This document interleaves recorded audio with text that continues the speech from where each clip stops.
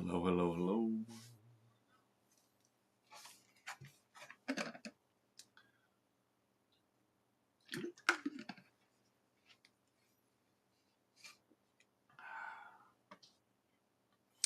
What's going on, everybody? What's up? What's happening? We'll say to you. Everybody doing all right today? Just got out of basketball practice. Coach fifth and sixth grade boys. They are. Thanks for the like, guys. Likes, guys. I appreciate it. Or the like. I don't know. Was that a faux pas? Was that like I might like you a little bit, or just God? I got to scroll the F on as quick as I possibly can. Who is this guy on my screen? Let me introduce myself. My name is T Dub. I am a left-leaning independent commentator. I am currently streaming on YouTube, and just want to have a conversation with some folks, see how everybody's doing. You know, is everybody doing all right tonight? Hey, we got up 65 likes now. Look at that. Guys, I do have a gift goal. I don't give a shit about the gift goal. If you want to gift me, that's fine. They are absolutely appreciated, but likes are pretty much mandatory. I love the likes. So if you guys can get those likes up there, and if I'm saying something that you disagree with, come in, talk to me. We can have a conversation. We can have a conversation and be political and be polite about it. We can have some decorum about it. I'm going to match the energy with which you come at me with. If you come at me with politeness and respect, I'm going to be just as politeful and respectful to you. So that's just kind of the way I work. Oh, hey, thanks, Jesse. I appreciate it. Liberal thirst talk. Hey, I appreciate that. I like the love there. It's just really from the heart. I don't. Um, I get told I need to be posting more or whatever. I really just post when something moves me. Sure, absolutely. Go ahead, man. Absolutely, go right ahead. Um, yeah, feel free. Share me out. Appreciate it. And look, I'm not always right either. Just because I'm a talking head up here in your phone or on your PC or whatever it is. Thank you for the heart, me. It doesn't mean I know everything. I have blind spots. I have things that I'm not completely familiar with. You know, I'm a I'm a dad. I'm a grandpa. I'm absolutely just. Oh, thank you. I am just absolutely just a guy. I have a full-time job. I have a beautiful wife, beautiful kids, beautiful grandkids, and I actually own a business on the side too. So I'm extremely busy. And when I come in here, it's not to I'm not making a buttload of money on this app. Um, George Soros is not writing me checks, unfortunately. I mean, don't get me wrong, I'd probably cash them. I mean, who wouldn't? But nobody's paying me to do this. I get up here because I want to have a conversation with people, and I kind of want to I want to feel people out. If you're, uh, if you differ from me politically, that's fine. It is your right.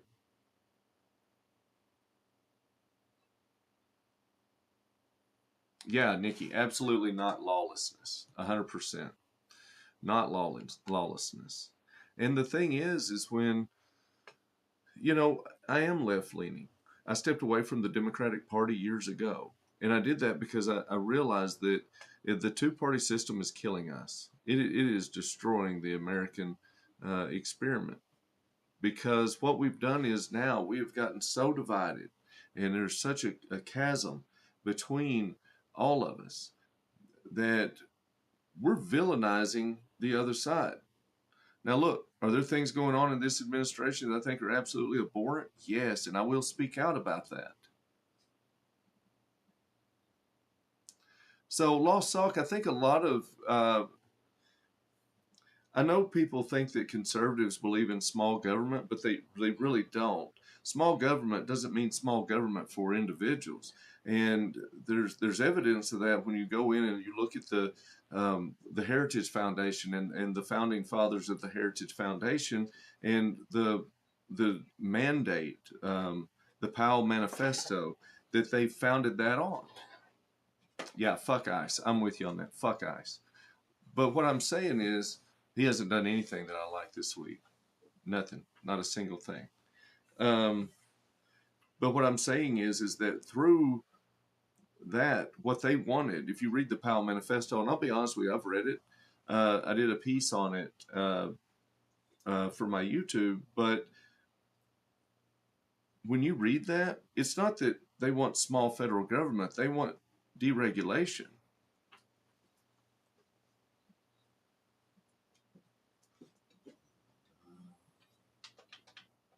Oh, Sam, if you have mistaken me for MAGA, sir, you are mistaken. I am not. Absolutely not. The they don't want small government for the individual. They want small government for the corporation. Oh, thank you for the heart, mate. You're welcome.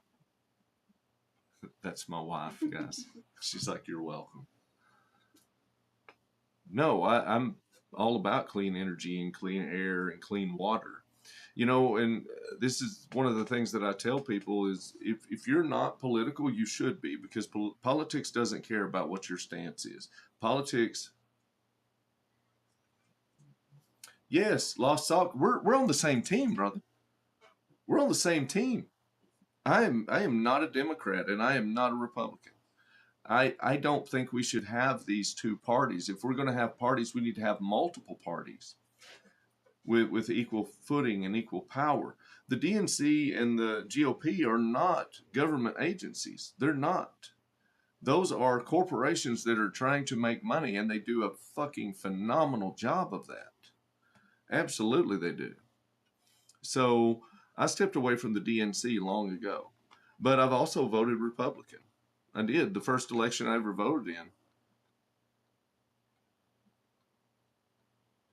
Yes, Joe. It's top versus bottom right now. It is. They want us divided like we are right now. We are playing into their hand.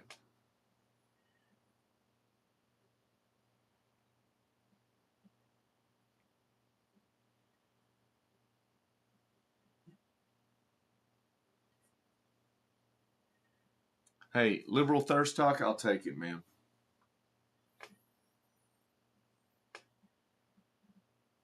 What parties would I like to see? I'll tell you what, I would.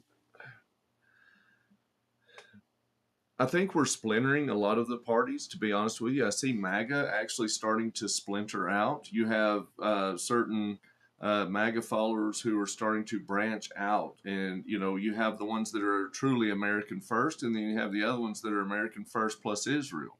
And those two factions of MAGA are actually starting to split up. Just like you're seeing in Christian nationalism, there's a divide happening right now between, um, you know, you've got three main Christian nationalist groups, right? You've got the Heritage Foundation, you've got Project 20, not Project 2024, Turning Point USA, I apologize. You've got Turning Point USA, and then you've also got Mike Pence's startup. No, I don't think Trump is far right. I think what he's doing is he's playing to his demographic right now. And he chose a specific demographic, and he chose that for a specific reason.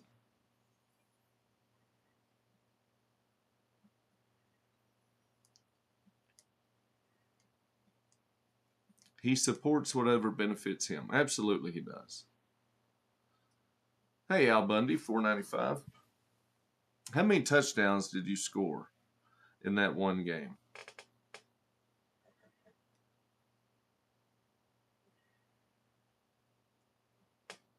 That's what I thought.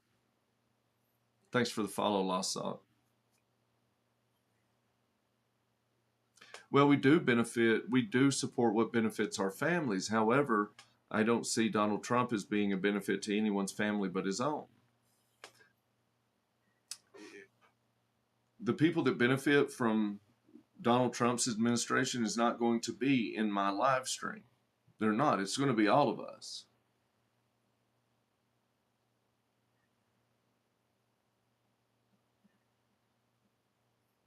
I actually haven't fucked Trump.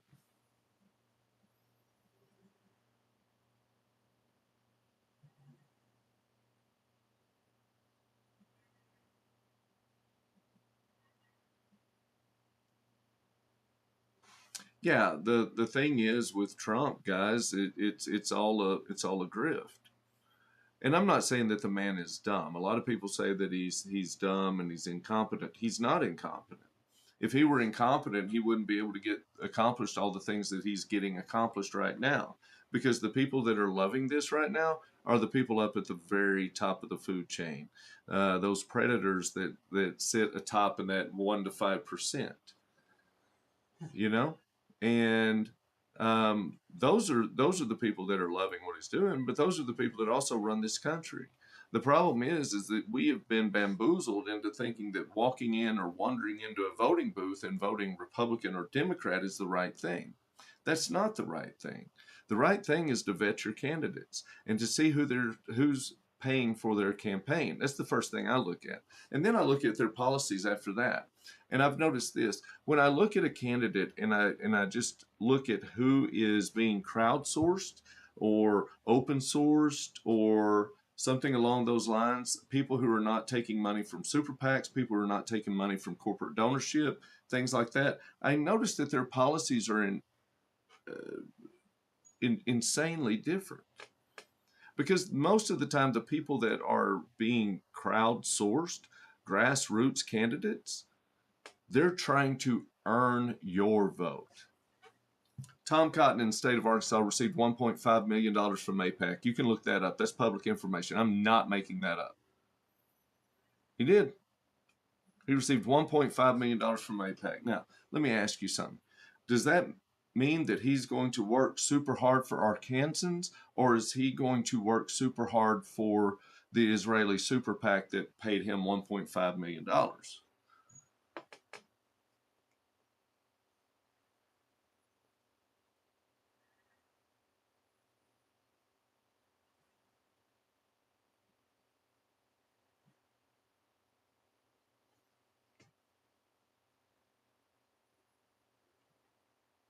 Yeah, I lost Salk, and that was one of the things that I got on, and I was like, hey, you really need to take a good hard look at Mondami. Because the GOP and the DNC threw copious amounts of money to try to make sure that this guy didn't get elected. And why was that? Because he wasn't their boy. He wasn't on their payroll. Thank you, Jacob. Jacob, man, I ain't seen you in here forever, dude. Bro, where you been? Yeah. But the unfortunate thing is that we live in Arkansas, and the vast majority of Arkansans, and this goes for other states that are at the lower 25 percentile of education, will go in and vote solely on party because they're one voter issues. Ah, man, I hear you. There are bad actors on both sides.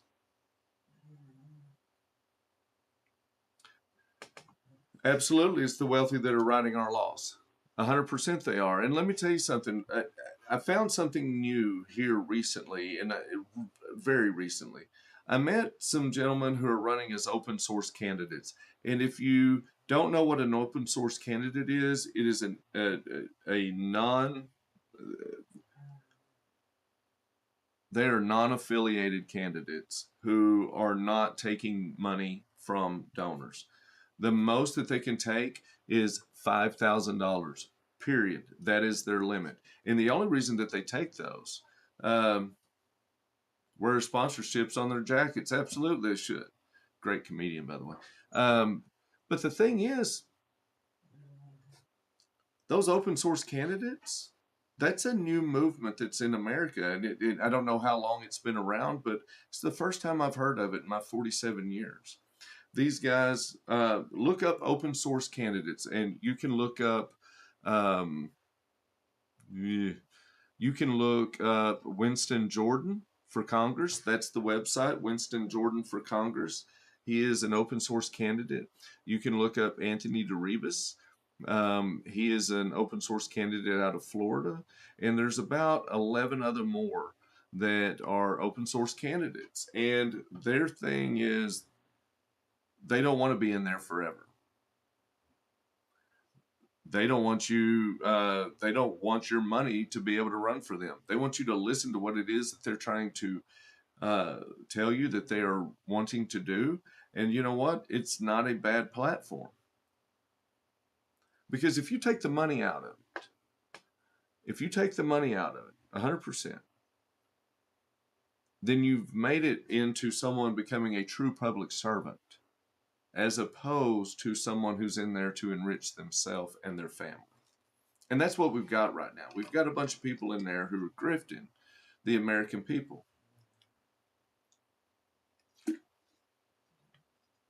Oh, Keith, we're never going to see those files. We're never going to see those. I feel like the vast majority of, are they all Democrats? They are left-leaning. I would say that they are left-leaning. I don't know. I did have Anthony DeRibas on for my podcast, and we had some technical difficulties, so we've got to reschedule that and get that going. But that was one of the questions I really wanted to ask him about if they were going to be, because if you're non-affiliated, and here's the thing, Winston Jordan, I'll be honest with you, is a very intelligent man. He is very factual, though. He's somewhat dry. Like I can get away with not being the sharpest tool in the shed for the fact that I have great colloquialisms and I'm entertaining. He's not. But I don't care. The information that he puts out is great information. And when you're running as a Democrat, you can run as a grassroots candidate as a Democrat, and they don't care. That's fine with them because they're going to get what they want out of you anyway. There have been very few people who have gone in and moved the needle in the Democratic Party.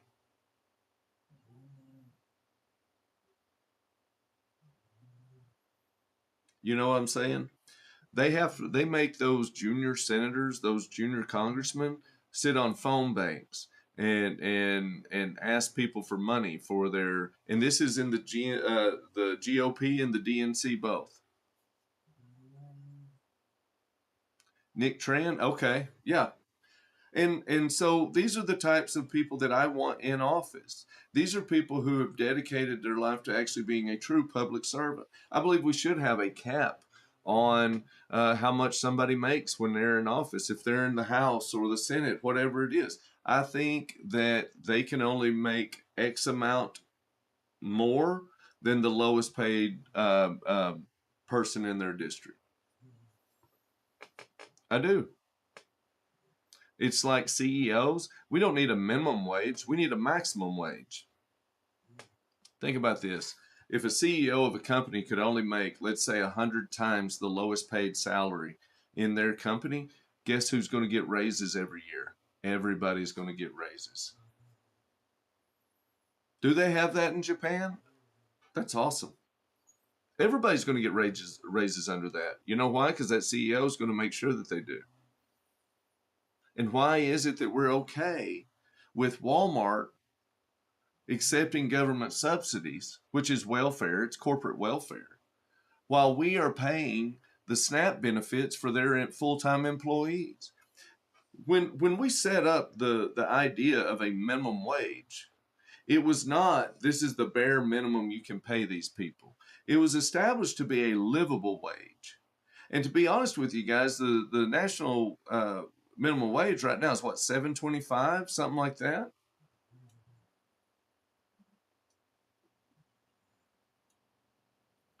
Is that a livable wage? If you're only allowed to work 40 hours a week, let's say that you're only, hold on just a second. Oh, thanks for the heart, me. It is unrealistic to imagine that everybody is, and look, I'm not saying that we have to have an equality of outcome, because I feel like equality of outcome is absolutely impossible. But you should be able to have opportunity of equality of opportunity. When I watched a documentary, and I wish I could remember the name of it, but it was about the school systems. Uh, yeah, 7.25 minimum wage. Come on, guys. I think we will eventually get to a UBI, and if we get to a UBI, then that a lot of people are like, well, you give people free money. It's not free money. It's money that we've already earned and put into the system. Also, think about this: if we're going to have a UBI, and a lot of the open source candidates are for UBI, but if you do a UBI, you would completely get rid of the welfare system. You would completely get rid of it.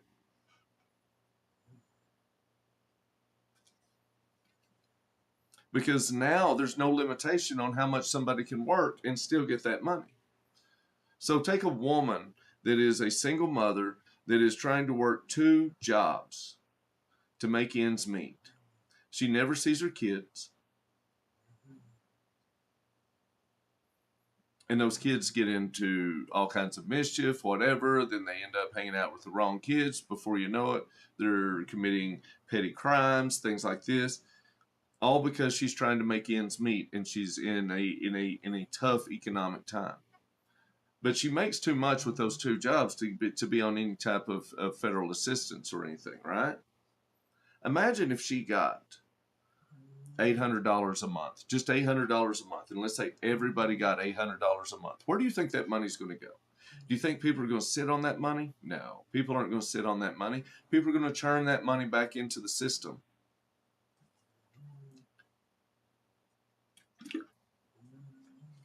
When people are making more money, unless they're a ultra wealthy billionaire, they don't sit on it. And these bills that we have in place right now, these laws, where these tax codes that we have, where we give the billionaires and the corporation um, less taxes that they have to pay. They have to contribute less, but they end up getting more money in their pocket. Guess who spends that money? Nobody. Nobody spends that money. That money sits there, and it's like when it talks about in the 23rd Psalm, my cup runneth over. It says that because it keeps coming up, right? It's constantly being refreshed and replenished, right? Well, our economy is a lot like that. When you have people who are sitting on their income, when they're just sitting on their money, that money doesn't go back into the system and it doesn't circulate, and before you know it, our economy becomes stagnant. You get huge amounts of inflation. Your supply and demand gets off kilter. Now there's no money for people to buy stuff, and it causes a crash in the end. Whereas if you put the money in if you try to elevate the lower class to the upper to the middle class, and the middle class to the upper middle class, if you are trying to constantly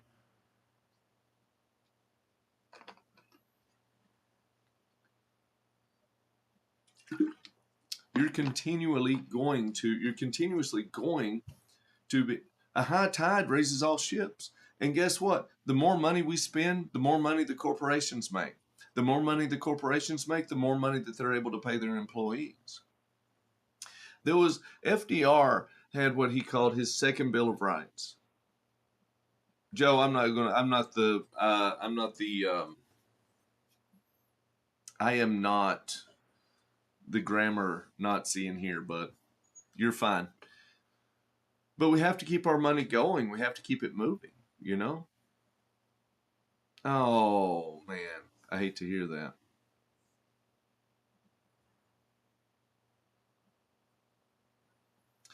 Our companies really didn't go anywhere, though. Where did they go? I mean, we destroyed manufacturing back in the 90s. I hate to say this, guys, but the North American Free Trade Agreement really devastated a lot of manufacturing. Not because Americans wanted to move, it's because corporations wanted to move. Yeah, we're in our. um, it's because corporations wanted to move. They wanted to maximize their profit.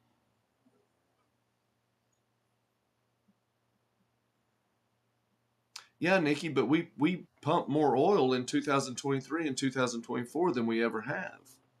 And that was under Joe Biden. We are not pumping more oil under Donald Trump right now.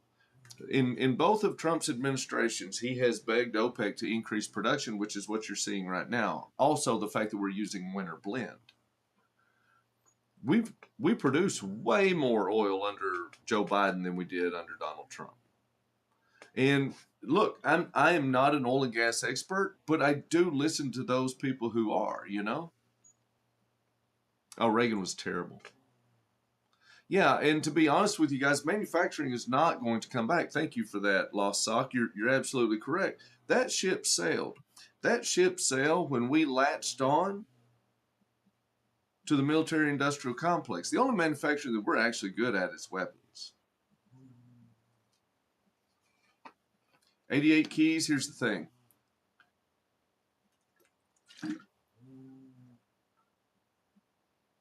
We are starting more conflicts.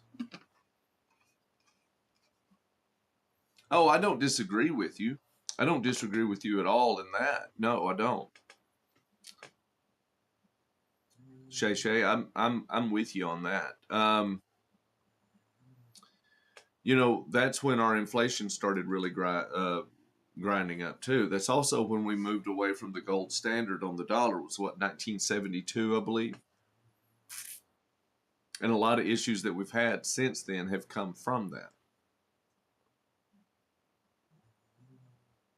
Yeah, Mark B, it really is. It's true. And people will come in and say, well, Donald Trump's doing this and he's doing that with the oil, but he's not. I mean, Exxon's laid off 20% of their workers. Our rig counts are down. We're not drilling as much. And the problem is, guys. Okay, Nikki, can I explain that to you? Because I do understand that, and I do understand that perspective. So if you look at the OPEC, the deal that OPEC and Trump made back in 2017, right? He asked OPEC to increase production, and they agreed. They had a few caveats that they wanted. They wanted him to tighten the sanctions on Iranian oil, and he did.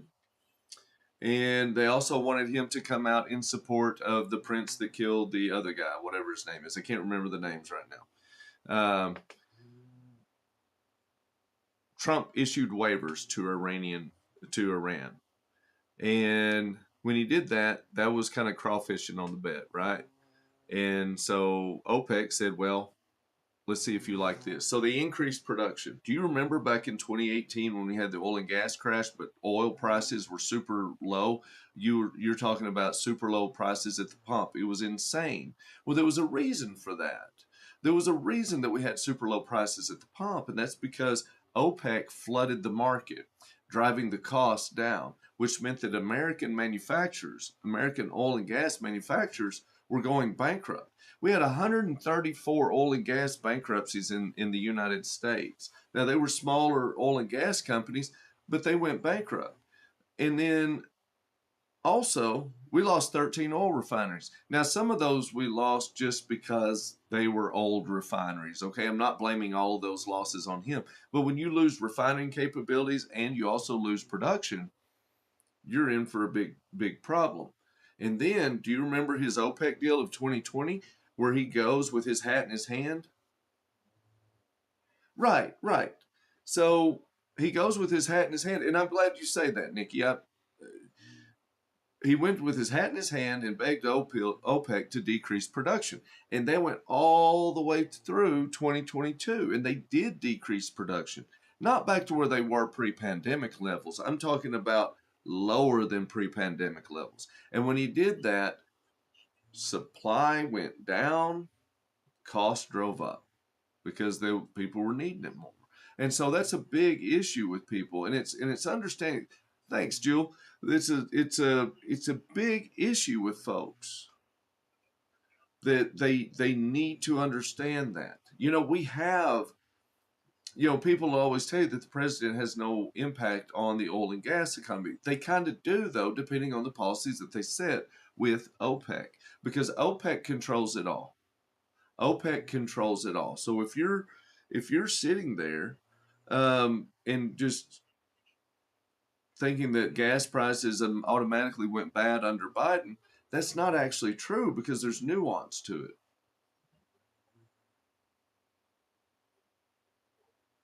Oh, absolutely. I don't know what your name is.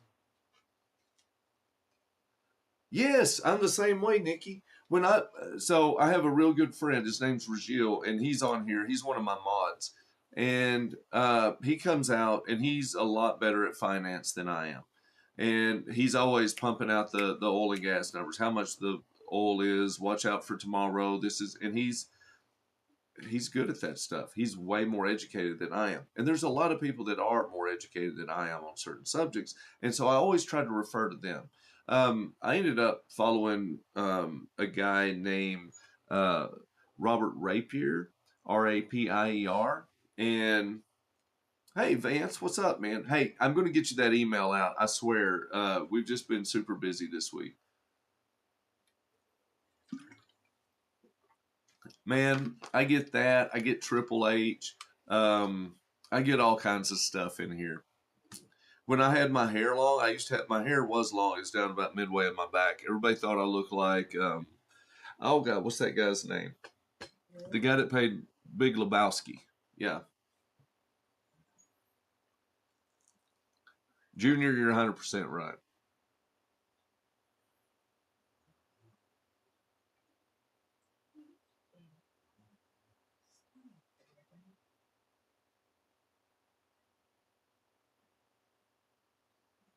Oh, we talking about clean coal again? Jesus, Jeff Bridges. Thank you. Yes, people say I look like Jeff Bridges.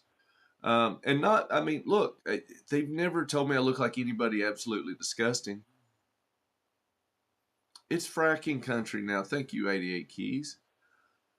And look, and also look, I'm just going to say this: all of it wasn't due to things Biden did. There were a lot of things, and I learned this by listening to Robert Rapier, reading some of his stuff. He is a global oil and gas industry expert. There's also a guy on here, Mr. Global. Robert Rapier's on here too, but he's kind of dry. He's not as entertaining as Matt is, but Mr. Global is pretty much chef's kiss on stuff.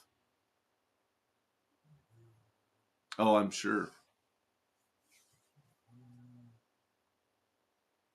Epstein is in the Trump files. Yeah, Shay Shay. Robert Rapier's really good. He's a very intelligent man. He's just kind of dry. He hasn't really taken off on TikTok, but he should. His information is dead on.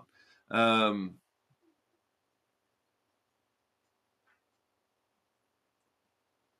well, also the technology has gotten better too, though. We built a lot of ducks in during the Bush and Obama years that we never did, and so when the need was there for OPEC was putting a stranglehold on us with production, so we were able to go in and pretty quickly open those ducks up. Oh, thanks for the follow, Sarah. Lisa, yes, absolutely. It has. And guys, listen, it's never going to go back to the way it was. Shay Shay, I feel for you, Shay Shay. I really do. And not because of the kids, it's because I've been saying for a long time. Oh, guys, by the way, I'm also live on my YouTube. I just don't have anybody on there right now. But if you guys ever want to hop in on there, I'm eventually going to work off of TikTok and go straight to YouTube. So, but anyway, just that being said, the tube of you, I'm sorry. Yeah, they take me off the FYP when I say that. So, but I will say this, guys: education reform is needed. And I'm not talking about we need to change this and that. We need to change all of it. There is a lot of systemic stuff that's in the education system that doesn't need to be there. We need to be going and studying other countries and their education systems because, listen, at one point the United States was number one in education. Right now, it's absolutely not. We are slowly sliding further and further down that list. Vance, I agree the entire system needs to change. But there's no way I should be able to go to Sweden and not be able to tell where the rich neighborhood and the poor neighborhood is based on the school system. Every one of their school systems gets equal funding, regardless of the socioeconomic status of the people in that system.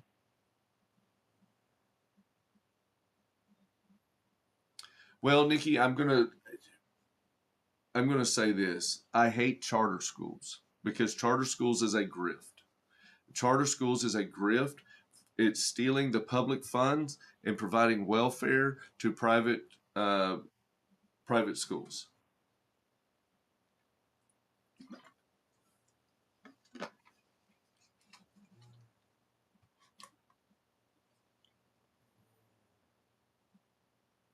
So I look at our public education system, and so you're a public school teacher, correct? You said you were a teacher,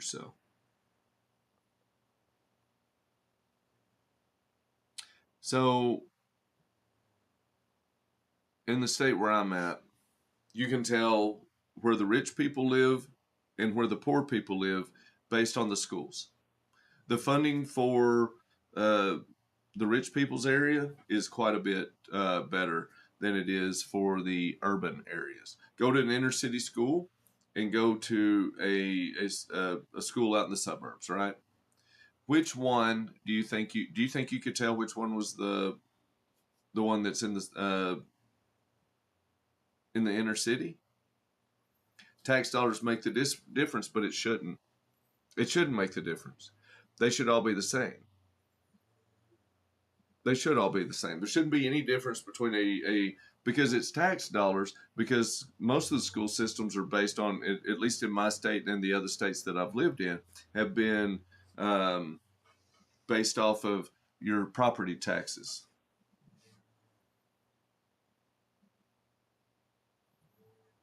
Oh yeah, absolutely it does. It's based off of property taxes. Well, if you've got a lot of property, you're going to be paying more taxes in there, and then it does. So it is based on your um, taxes. There's better ways to do that. Instead of doing millage taxes, let's find a different way to do it. But I believe that all schools should be the same. There should not be one school that's got a brand new gymnasium with a football field out there with AstroTurf or the new whatever it is and everything. And then you've got another school out there that looks like it's from the 1930s. It's like the Little House on the Prairie. It's a one room school, you know? So I believe there is a big issue right there.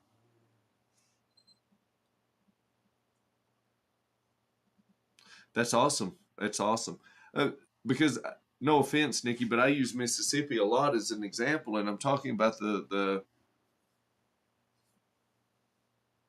Oh, imagine that! Absolutely, yes. 88 keys. You're right. But I will say I use Mississippi a lot as an example because I say there's never been an issue that I've found to where better education didn't improve the situation. I've never once seen a problem that better education of the subject made things worse. And I use Mississippi and Connecticut as an example because if you look at the state of Connecticut and you look at the state of Tennessee and you look at their sexual education programs, the state of Mississippi uses an abstinence first, abstinence only approach, whereas Connecticut uses actual real human biology sexual education practice. Yes, Shay Shay, that's another thing I was going to get to. So let me ask you something. Who do you think has the highest rate of teen pregnancy? Do you think that Connecticut does with its real world biological sexual education? Or do you think that Mississippi does with its abstinence only, abstinence first sexual education program? The answer is Mississippi blows them out of the water with teen pregnancy. I've never lived in a time that I can think of where education is being attacked so fervently. Yeah, Squeeze, you're right on that.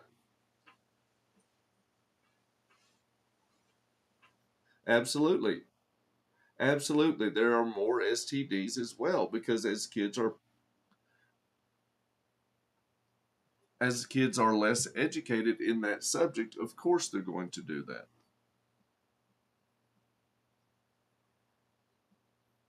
Right. So you also have to look at the fact that the what role that religion, and I'm about to make some people mad, but it's okay, guys. I'm not trying to. Um, 88 Keys, do you want to end public education? Is that what you're saying? They took sex ed out of your school? Oh my goodness.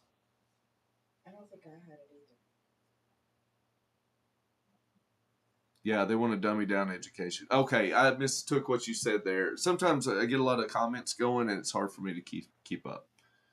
Remember, guys, I'm from Arkansas, okay?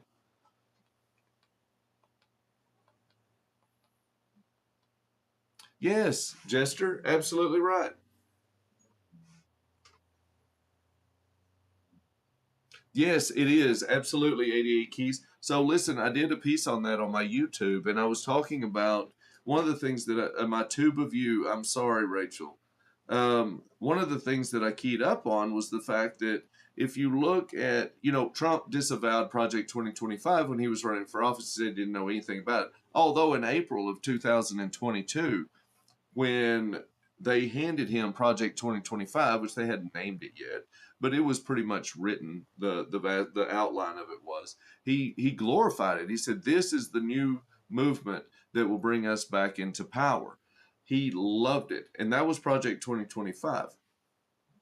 Now, let's roll forward a little bit and let's look at the authors of Project 2025. Now, you can go to the heritagefoundation.org, you can pull up Project 2025 and you can read the entire thing, and you can go to the table of contents and it will tell you everybody who wrote every single part of it.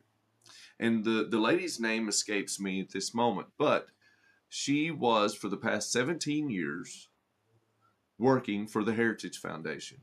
And in July of 2025, she was actually named as an undersecretary to Linda McMahon to the Department of Education. One of her last pieces that she wrote for the Heritage Foundation was titled, "So, we don't actually need the Department of Education after all."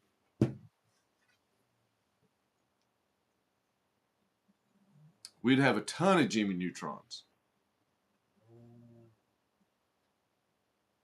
Yes, Kevin Roberts said that. He also said that. Another thing that's scary, though, guys, that's as scary as all get out, is Donald Trump said in the leading up to the election, all you have to do is vote for me one time.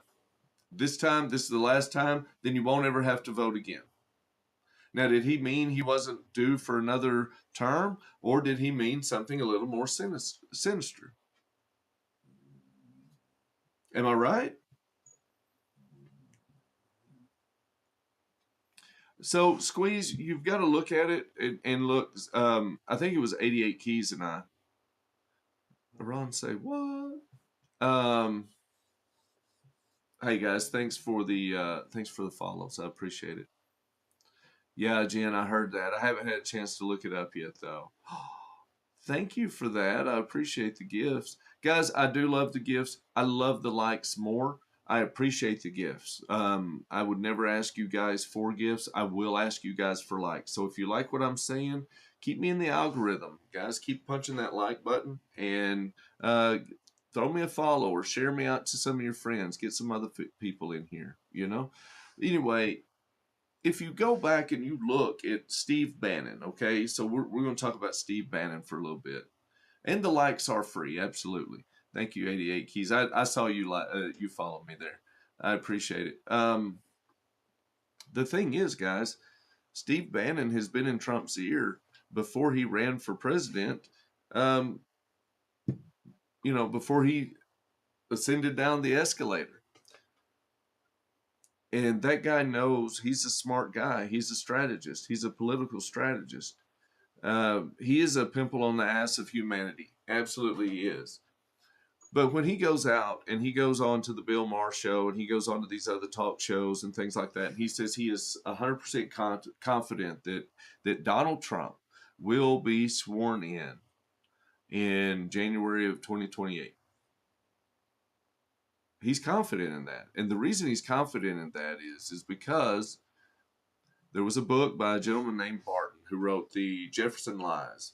And they used this. Now, this is a horrific book and is full of nothing but misinformation. But through this book, it's given people a lot of momentum to say that the founding fathers never intended for there to be more than 10 amendments. The Constitution, they live on through the Constitution, which is their living word. And so basically what they want to do is they want to get rid of amendments 11 through the rest of them. That would knock out the presidential term limits. And why are they so confident that Barack Obama can't run against Donald Trump? I mean, don't get me wrong, guys. Oh, yeah, pacifist protests are not going to move the needle right now. Because Barack Obama would still be 3/5 of a human being if we went back to the Constitution and the first 10 amendments and the Bill of Rights. That's true. That is an end goal for white Christian nationalism. That is. If you read the Trump Bible, that's exactly what it had in it. It's propaganda, guys. It's indoctrination. Pig Venus Supreme. What's up, sir? And it is absolutely terrifying because think about the implications of that. We have had members of the Heritage Foundation. We've had members of Turning Point USA. We've had all these white Christian nationalist groups come out and say that they didn't think that women, if they had it their way, if they could do it, they would get rid of women's right to vote. Oh, they absolutely have 88 keys. They absolutely have. So their goal in all of this is that right there. The Trump Bible that Ryan Walters tried to make the strong arm the state of Oklahoma to put in every classroom and be taught. All it had in the Constitution in that was the Constitution and the first 10 amendments. It still had the 3/5 compromise in there. The 3/5 compromise. Think of the rights. Think of all the things that people have worked so hard on to progress to the point to where we are right now. Look, guys, we didn't come this far just to come this far, right?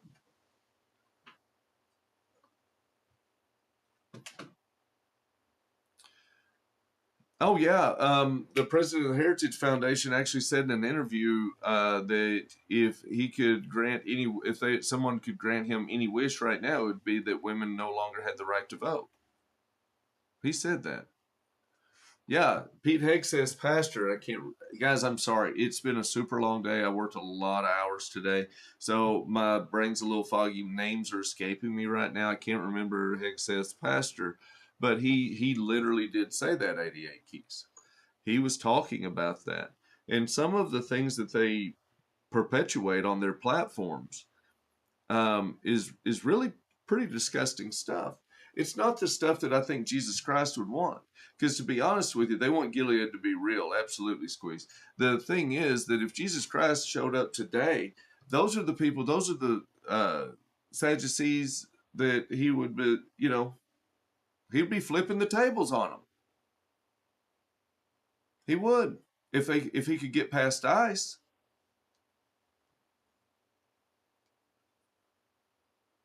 Hey, ban me again. How are you today? We're just talking about some facts in here, man. I mean, you can call us lunatics all you want, but I mean, you're not adding anything intelligent to the conversation. What's up, Tommy?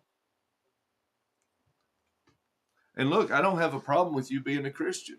Some of my favorite people are Christians. They are.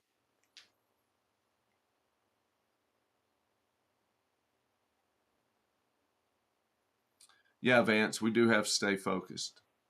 But it's hard to stay focused when they're flooding the zone.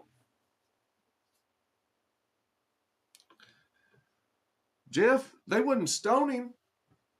They'd shove him in a U-Haul and stick him in a gulag in a foreign nation. or send him to the concentration camp. Here's the scary thing: if they're bold enough to shoot a woman in the face in broad daylight, imagine what they're doing to the people that nobody has any oversight over in the Alligator Alcatraz, the concentration camp that's in American soil. How sickening is the torture that's going on down there?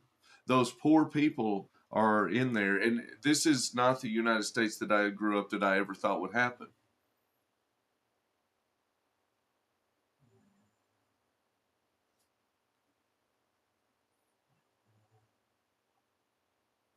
Absolutely, 88 Keys. Thank you for that. Yeah.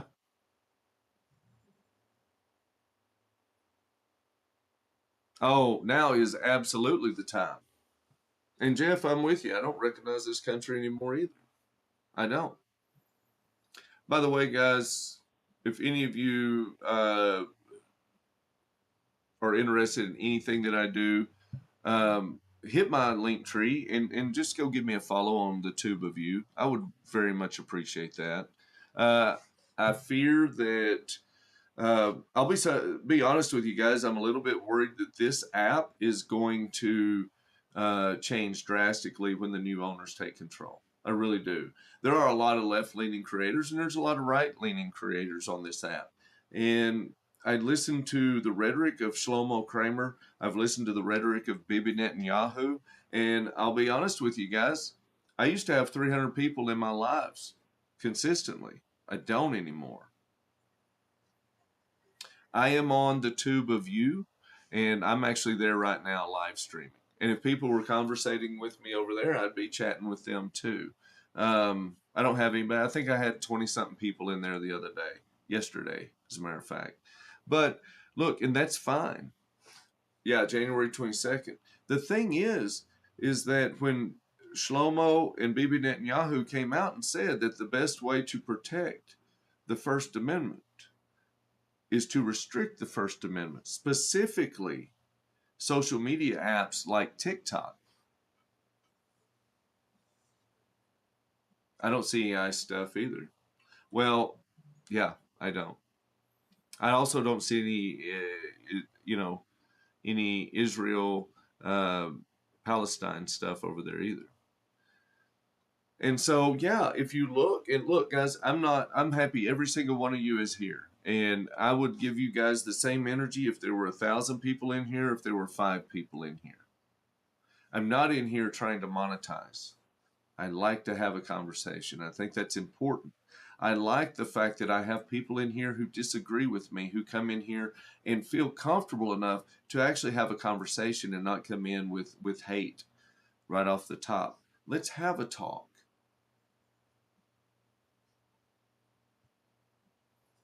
We do. We need to have a conversation. We need to pop echo chambers because, and guys, if you've ever been in one of my live streams, you've heard me say this, I promise you, but it's true, and that's why I continuously say that.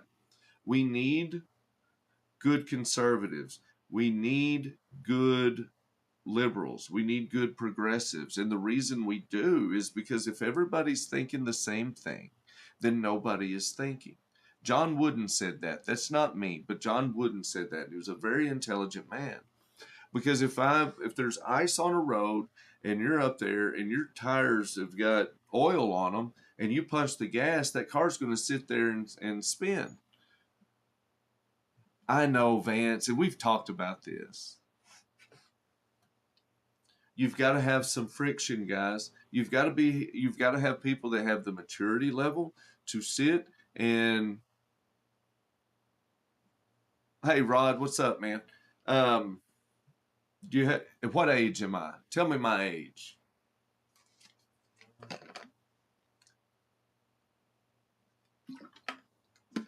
Yeah, Gar, 100%.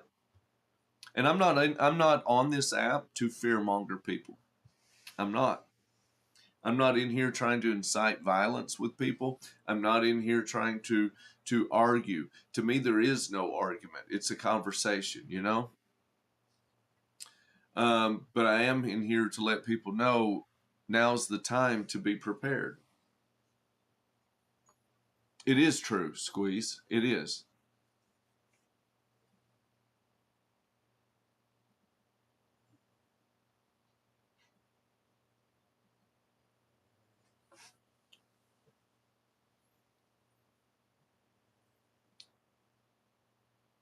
It's just truth. Yeah.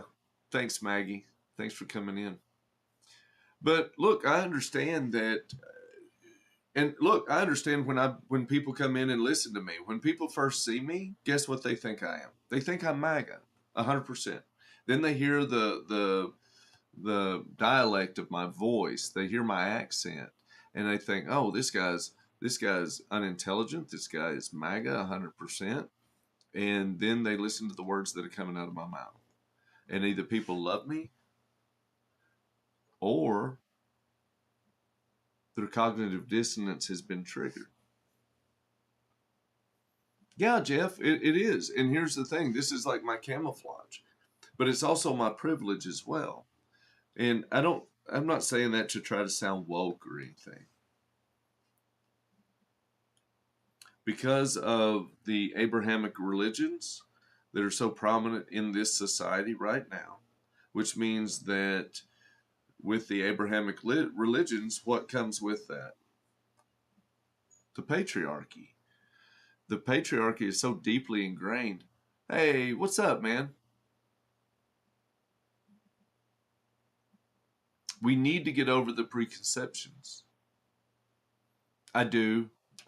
I do have a couple of mods in here. I think some of them have gone to bed.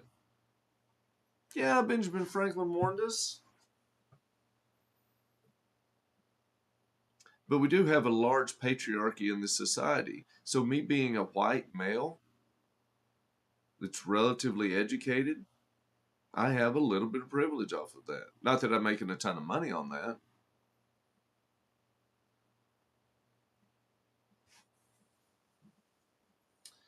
Well, I mean, I'm going to say this, guys. Anytime that there's been a fascist regime take over a country, and this is happening, I think that falls on both sides, absolutely 100%. You have no idea how many times I have people that are left leaning come in and don't realize that I'm not MAGA and absolutely just attack me and floor me. Sorry, guys, I'm responding to a comment on my tube of you. Um,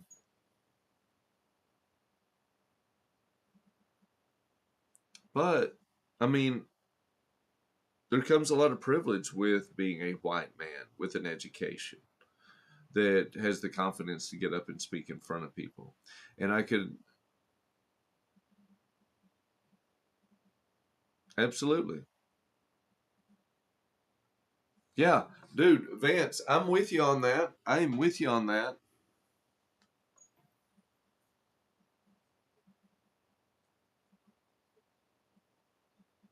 I think we're talking about semantics at this point, though, in regards to that. Thank you for your comment up there. Actually, do have somebody coming in on my tube of you. This is about saving the country. Thank you, Gar. Absolutely, it is. There are bad faith and bad actors on both sides, guys. Look, I don't trust. I preach this, and look, I preach this all the time. I'm not a Democrat. I am not a Republican. I am an American first. And I'm not saying America first. I am an American before anything else.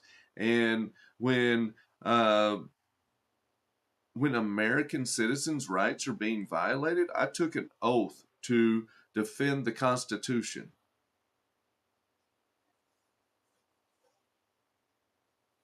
And if you are blindly supporting Donald Trump just because you feel you need to blindly follow Donald Trump and you're not looking at things with a critical eye, then you're in a cult. Thanks, Jay. I appreciate it. All right, Fall Guy, that's enough of that, man. Nobody thinks that's funny. I don't think it's funny. I didn't go into look. I didn't like Charlie Kirk. I thought Charlie Kirk, and I still think Charlie Kirk was a piece of shit. I think he was a racist, misogynistic, homophobic piece of shit. Absolutely, 100%. I think his wife is no more of a grieving widow than I think Trump got his ear shot in Butler, Pennsylvania. Point blank, period. Why? Because I can look past the bullshit, and obviously you can't. But I will say this: I did speak against Charlie Kirk's death. I did. You know why? I speak against Charlie Kirk's death not because I supported him, but because I don't support political violence. I don't support shutting someone up just because they say something that you don't agree with.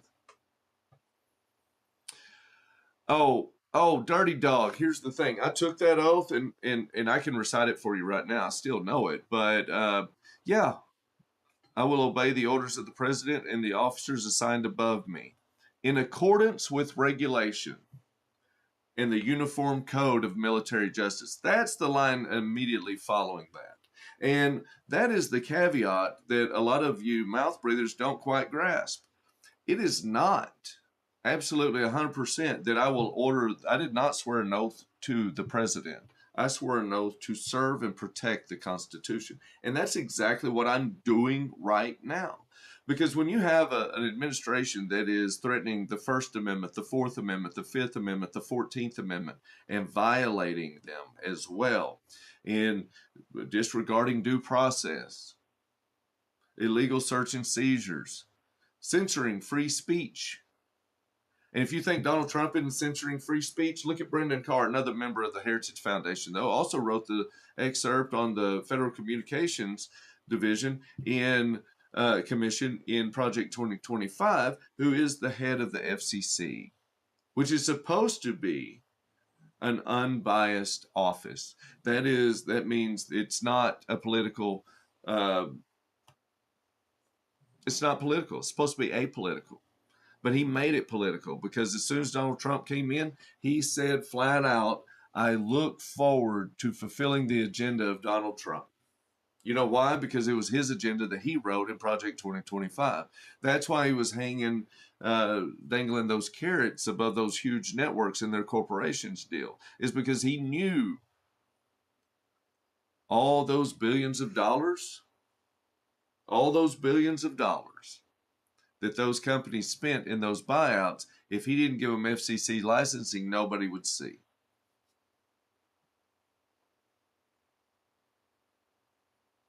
Yeah, but it's not Trump's FCC. It's not.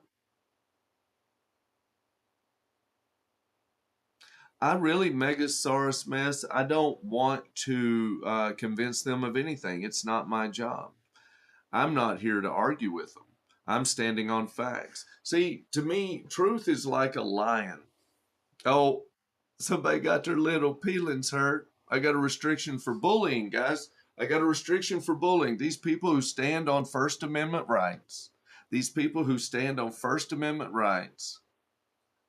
can't take it when I come out here and I speak fact to them. They want to have a conversation until you give them facts that they can't argue with. Because the issue is, guys, and I'll go ahead and finish this thought. Truth is like a lion. You don't defend a lion. You turn it loose and you let it defend itself. Just like, the lady that was shot in the face, that was murdered by an ICE agent. They can turn that, they can twist that however they want to. We all saw the video.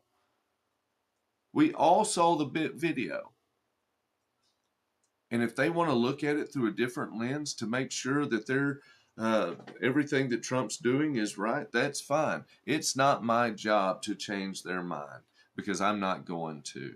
At some point in time, they're going to put that MAGA hat on for the last time and realize that they backed the wrong side of history. Yes, Renee Good. Renee Nicole Good. Absolutely, Brenda Lee. And you know what? After this regime topples, it's not going to go back to the way it was. It never does. So we have to be diligent. It is up to us to make sure that we enable the correct people and put the correct people in office. And how do we do that, guys? It can't go back. It can't. It can't go back. It's virtually impossible. That is a thing of a past. That is rear view window stuff, right? How do we fix it? We put people in office who are not beholden to corporate donorship. And that's the first step, guys. That is the first step. We also put people in office who are aware that there were things that led to this. There were holes in the cheese, right? There's holes in the story. We are reeling right now.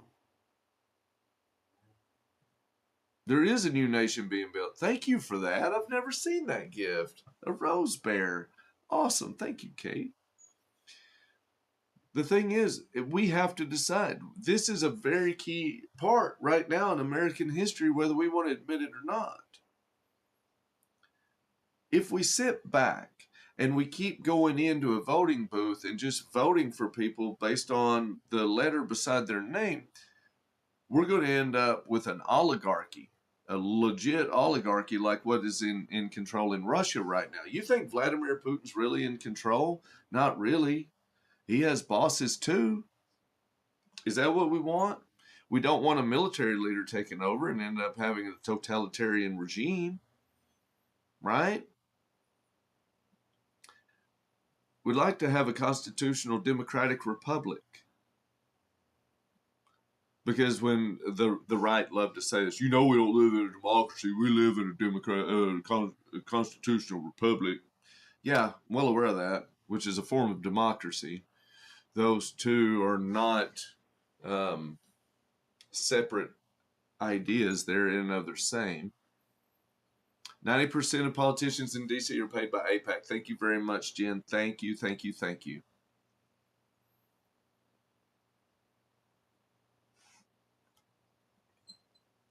We have to build it back better.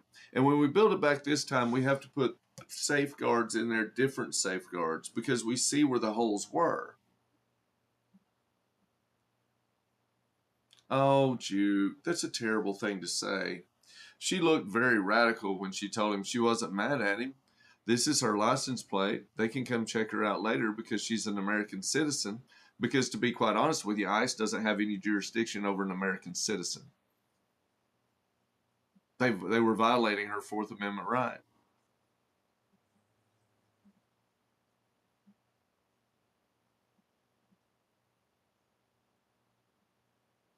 Oh yeah, now he's got internal bleeding.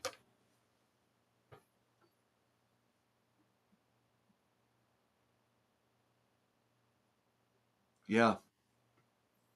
And look, this Venezuelan oil thing is a fucking farce anyway. It is. These oil companies don't want that. It's too much money for them. They've already invested so much money in Canada. They don't want to go down there.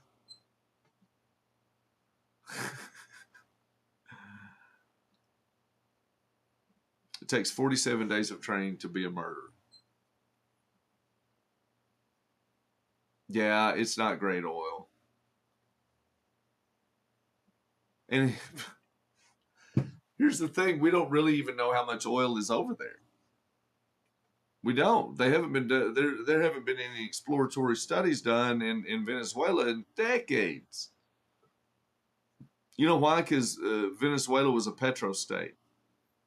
That was basically the only thing that they invested in was the oil, but that was also the only thing that was financing their country was the oil.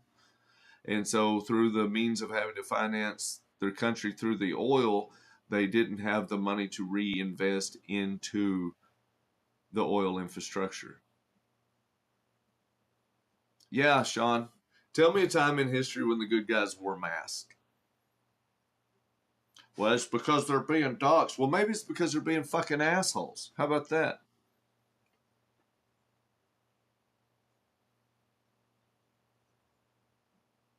Oh, yeah, dude, he was. Yeah, tourism and agriculture aren't things that make your country grow, though. It doesn't like bolster your economy to that standpoint. If you look at Venezuela's economy, They were very much a Petro state. Thank you for that gift. That was amazing. I don't even know what that was. You guys send me some stuff sometimes, and I'm just shocked. I don't even know what it is. Dude, I don't get on the Book of Faces. I say I don't. I do, but it's just, dude, I'm Antifa, Juke. Do you see a mask? No, I'm Antifa. I've got a fucking uniform. I've been Antifa since, I don't know, since before 9/11. Yeah. What's up?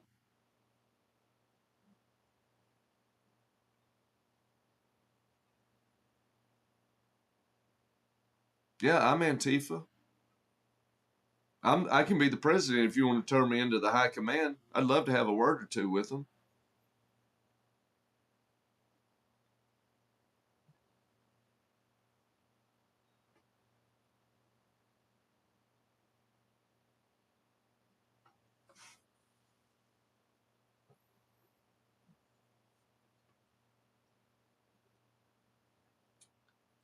The protest mask wearing cucks. Are you talking about ICE? Oh, I thought you were an ICE supporter, Juke. Oh, dude, I'm sorry. My bad. I misjudged you. Because why is ICE wearing masks? And here's the thing, those aren't government issued weapons the vast majority of the time. I've seen them. I've seen what their loadouts are. Dude, I'm Antifa. I'm not wearing a fucking mask. I am Antifa. And if you're not Antifa, that means you're pro-fascist. I am anti-fascism. You are pro-fascism.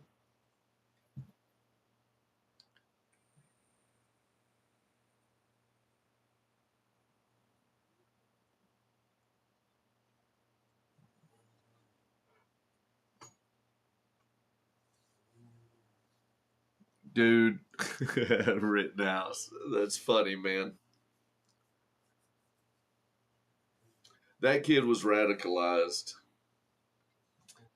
by some Christian nationalist. That's what it was. They don't even have a standard uniform. They don't have body cams. Jake out here with these Juke out here with these part-time jokes. Dude, are you upset because you got turned down for ICE?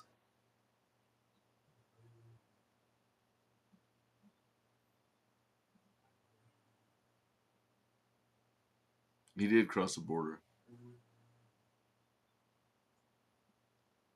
Fuck yeah, 323.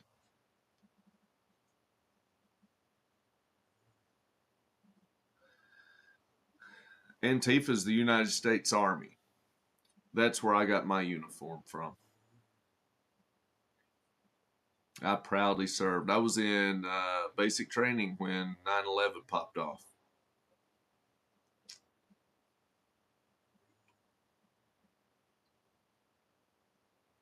Antifa means anti fascist, and I am an anti fascist.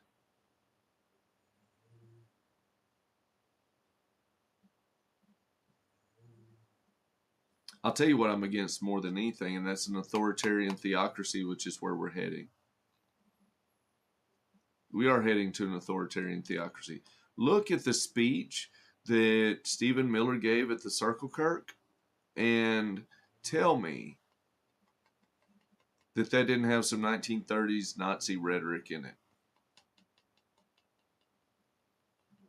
Did you see? Did you see the banner on the podium at Kristi Noem's address? Yes, Megasaurus Miss. Yes, they absolutely did. I've said this so many times. Some of you guys can recite what I'm fixing to say already. Everything that they accused Biden and Obama of doing, Donald Trump is doing with his full chest, and they are cheering it on. That's why I don't care what MAGA thinks of me right now, because your boos mean nothing, for I've seen what makes you cheer. 100%. The podium read, "One of ours, all of yours." Let me Google that phrase real quick on my wife's computer.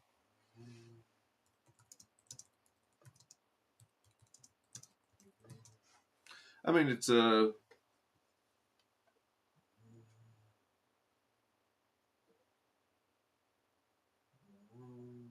pretty it's a pretty nasty little slogan there. It's kind of badass, to be honest with you. Oh, they would. Here's the funny thing. Here's the funny thing. What's going to be funny is when Dear Leader tells them they have to turn in their weapons. So I'm looking at Snopes right now because I heard that, but I hadn't been able to verify it. So I just wanted to pull that up on Snopes. They said that there is no evidence that that was a Nazi slogan.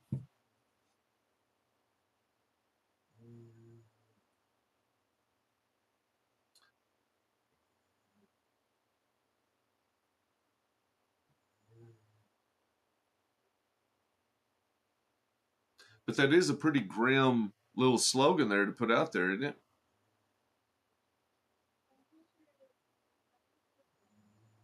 Yeah.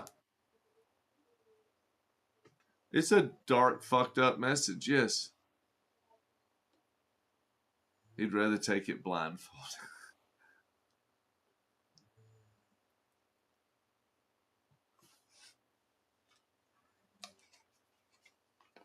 Not even trying to hide it.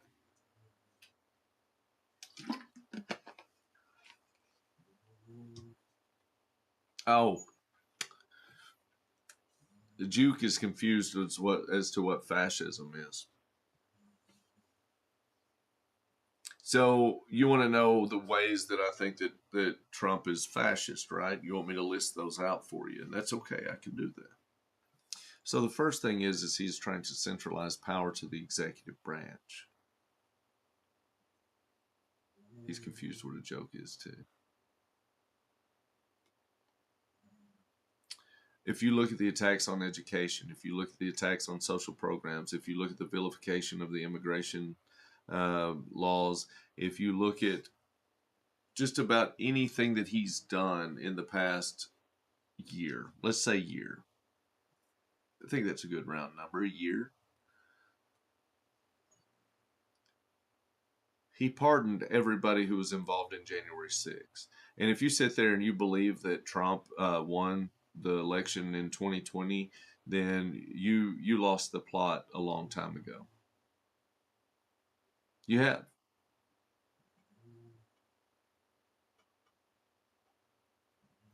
The ICE agents is nothing more than Trump's Gestapo. They are absolutely nothing more than a feebly trained. Oh, thank you for that. Group of thugs. They're the goon squads. They're out there to. Uh, it doesn't matter what they do. They're going to be given federal immunity, right? They're out there to terrorize people. It started off by violating the rights of immigrants. It did.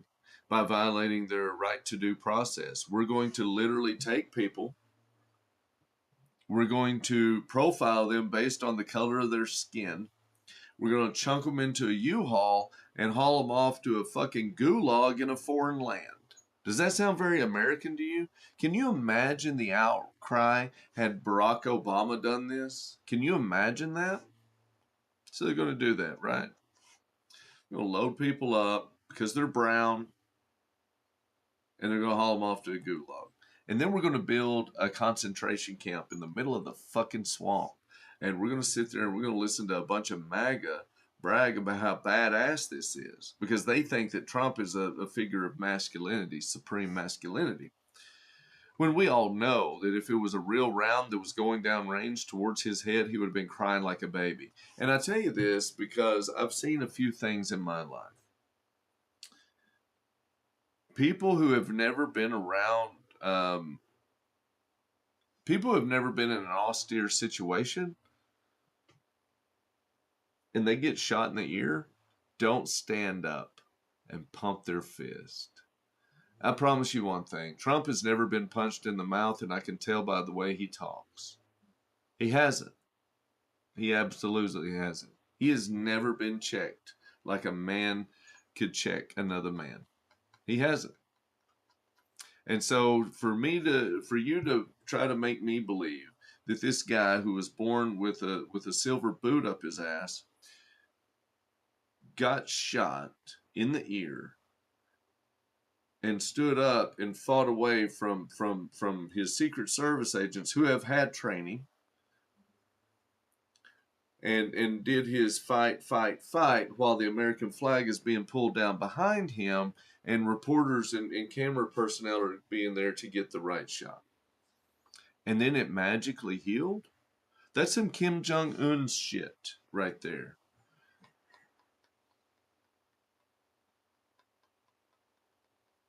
Oh yeah, dude. I cook Juke like the within the first 30 seconds. He's no competition whatsoever. He's gonna report me here in a minute because he can't stand getting thrown down on like this.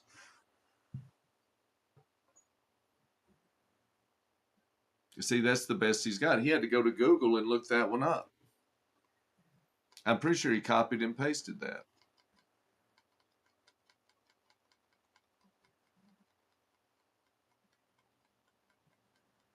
Yeah. I mean, look, dude, if you want to suckle on the catheter of an octogenarian with dementia, be my guest, dude. Now they're trying to charge her. Of course they are. And the reason that he shot her isn't because she was breaking the law. It's not because he had any jurisdiction over her at all. It's because she wasn't scared of him. And he is such a small, egoed man that he can't take it when a woman stands up to him and isn't afraid of him. He was trying to create a situation with which he could utilize deadly force.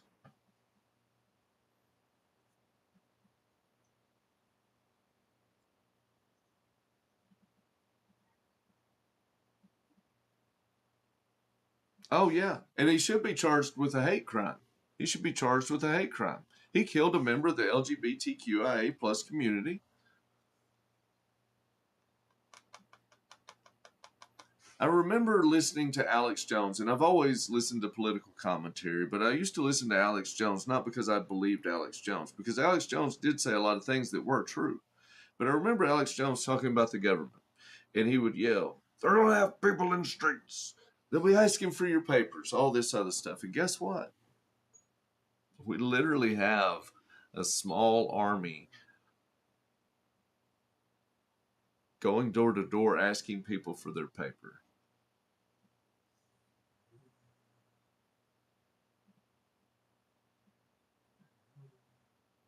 And what Russell is going to accomplish with his murder of Renee Good, do you know what he's going to accomplish? Martial law. Because when we start utilizing our Second Amendment rights to defend ourselves against tyranny, because isn't that what we established the Second Amendment for? Was to make sure that we can. And look, guys, I'm not waxing poetically here. I am very much a realist, and I understand that if we all got up into rank and file and marched headlong into the United States military, we would get squashed like a bug. However, I am very familiar with some other fighting forces that weren't as heavily trained, that weren't as heavily armored, and who frustrated the living shit out of our military.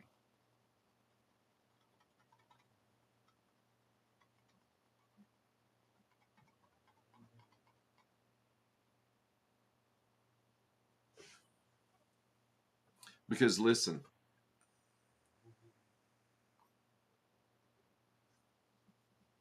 the "Don't Tread on Me" crowd uh, that were so boisterous and loud back during the pandemic have lost their spine, and they've exchanged their personality for that of a dementia-ridden octogenarian. Yeah.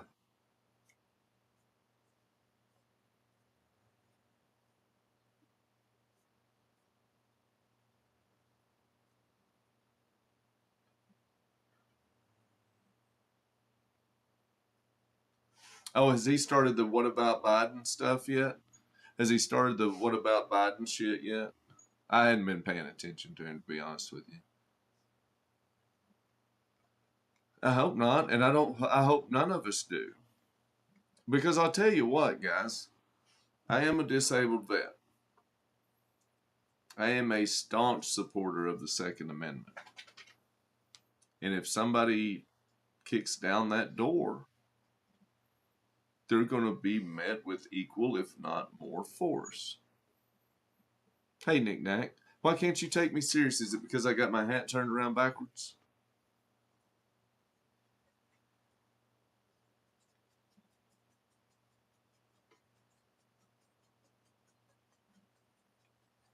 No, Molly Pop, I'm in Arkansas.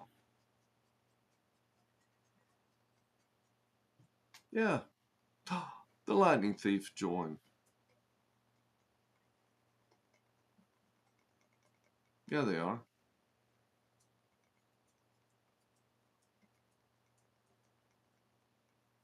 I would rather.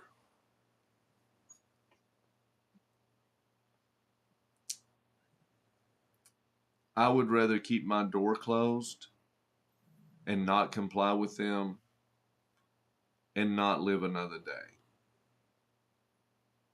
than I would to bend the knee and lick the fucking boot. Not going to do it. Not going to do it. And there's a lot of us that won't. And there's more of us that won't than what you think. And the fact of the matter is that when you get in these veterans groups that I'm in, when we're all sitting around talking and bullshitting, guess what? There's a lot more of us like me than what you think.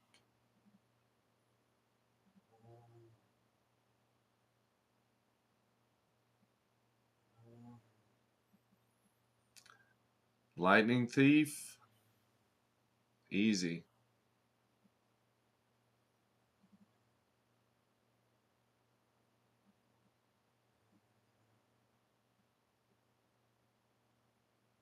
Hey, I'll be honest with you guys. Why are we electing people in their 80s into political office? Why are people that are at the twilight years running our country? Molly Pop, I'm surrounded by MAGA too. I'm in Arkansas.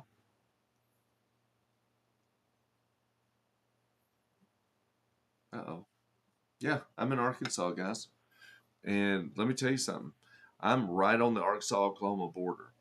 I am drowning in a MAGA ocean here. And oh, thank you, 323. I appreciate that, man. Nobody's ever sent me that before. That's awesome. I had never seen that. So yeah, guys. I mean, that's why we have the Second Amendment to fight a tyrannical government. Oh yeah, see, so Molly Pop, I actually uh I was actually stationed in Fort Gordon for a little bit.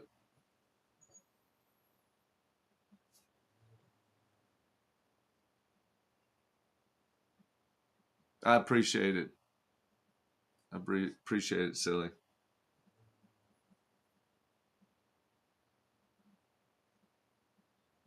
I've never heard of her, Juke. I don't know. Heck yeah. And term limits for absolutely every branch. Look, I'll be honest with you guys. If I'm talking a lot of shit about Trump, but there's a lot of Democrats that are just as palpable because they are responsible for Trump being able to even be president. First and foremost, I'm going to start with Ruth Bader Ginsburg.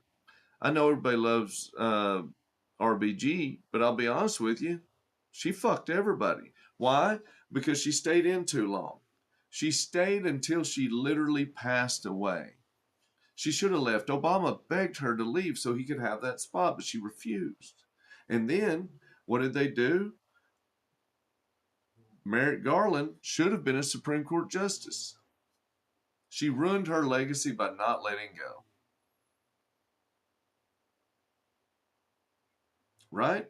Merrick Garland got fucked over by bitch McConnell, who, I'll be honest with you, every time he trips and falls walking somewhere in slow motion, I laugh, I giggle, because that's a wretched piece of shit person right there. Absolutely. But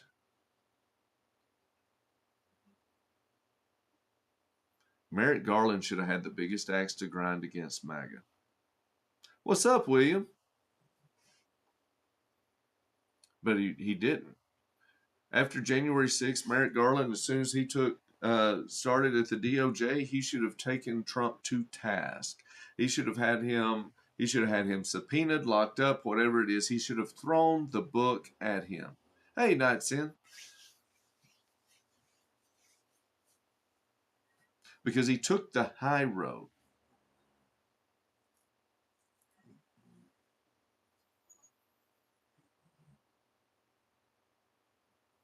Well, I got off right before I got banana. He tried to play fair, but you don't play fair with somebody who tries to take over, to overthrow a duly certified election. You don't do that. You take the evidence that you have at that moment because it's fresh, and you automatically weaponize the DOJ to go after not your political opponent, but an insurrectionist, right? But he didn't. He sat on his thumbs and he mulled around a little bit. He thought it over, and he's like, I probably shouldn't do this. I shouldn't do this. Blah blah blah. And guess what happened? When Trump started gaining momentum, then he starts trying to prosecute. Well, you know what? It's too late by that point. It's too fucking late. And guess what? The American people will never get the trial that we deserved. Absolutely, we will not.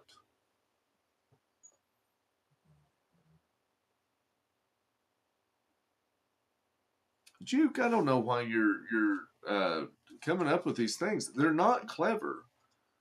I don't. Do you think they're? Do people find you clever? How's that working out for you? But yeah, but no. Merrick Garland waited, and then by the time he put all that stuff together, guess what it looks like? I understand when people say that Joe Biden weaponized his DOJ to go after his political opponents because that's exactly what it looked like. He slow played the shit.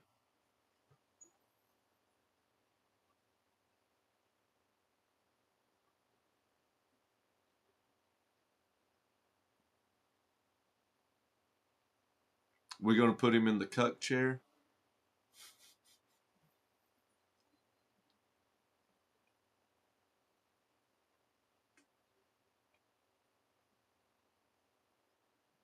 Yeah.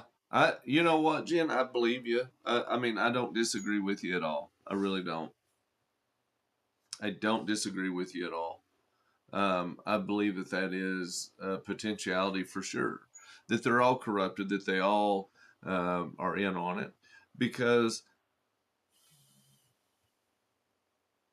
when the Democrats have the executive, the legislative, and all that, does anything really happen that's good for the American people?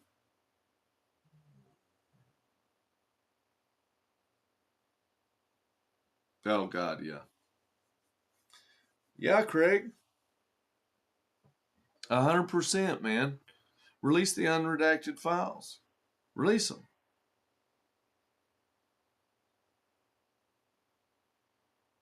Oh man, that's terrible. I just saw that.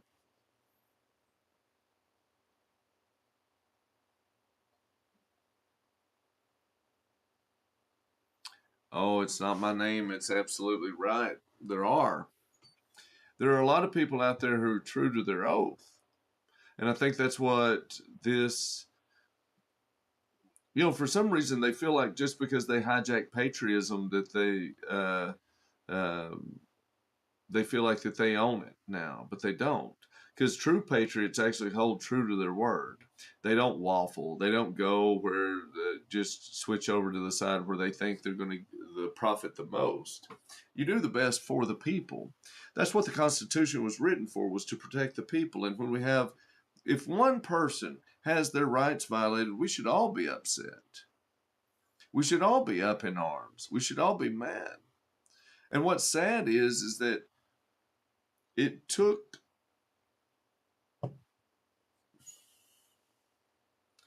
it took the murder of Renee Good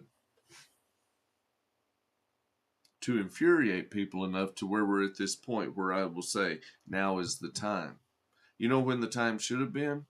When they had those babies zip tied in the hallway out in their underwear.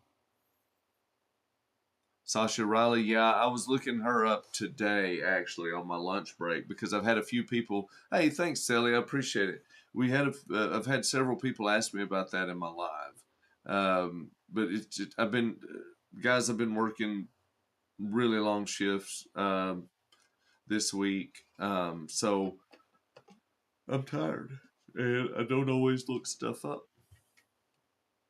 Yeah, I know he's a dude. I got you. I'm sorry. I'm really tired.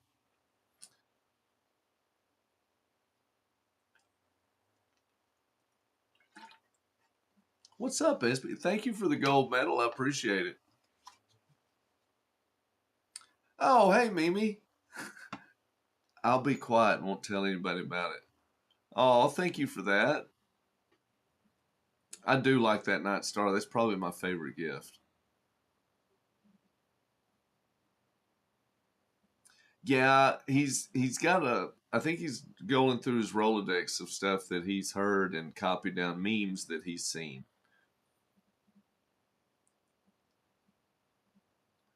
No, I don't think the U.S. should take anybody forcefully at all.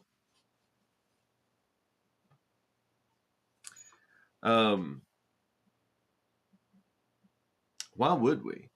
Why would we take Greenland?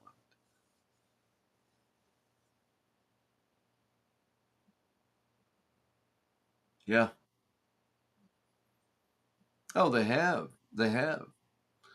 And what's crazy is they don't understand that just because I don't walk around with just gun paraphernalia all over me and all that stuff doesn't mean that I don't know how to use them. It doesn't mean that I haven't shown excellent proficiency in those. It's not like it's something that I've never done.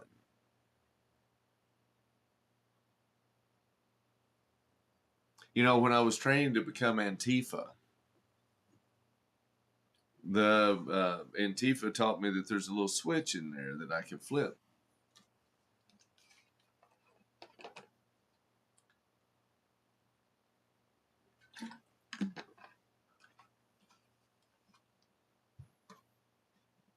Rasta, I'm the same way, man.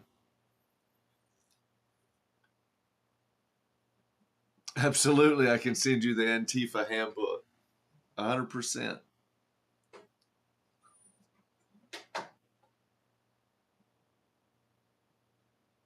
No, Trader Rich, I am Antifa. You can report me to the high command if you need to. I understand, but I am Antifa. Yeah.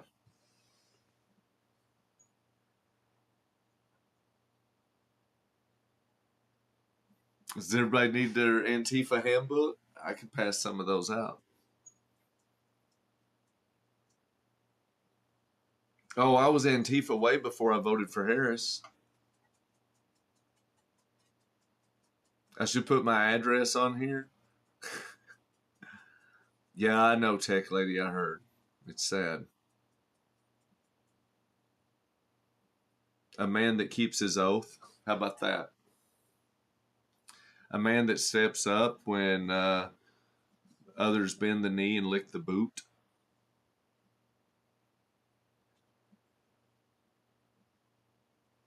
I mean, you can. You can come here. If you come here looking for peace, you'll find peace.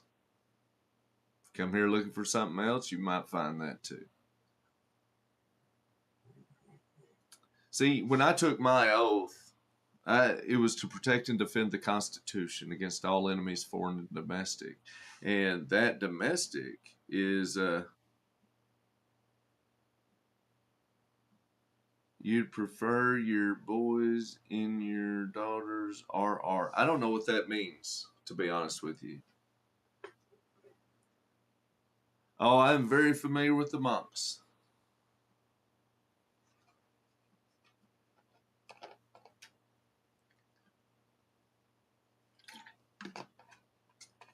I didn't know what you meant. RR, rest and relaxation. So look at. I just want to say this: when people bring up the boys in girls' bathrooms, to me, it's you have to look at it to. It's not people who are transitioning from male to female that are the problem, okay? Because those people just want to be left alone. They're going through some stuff, right?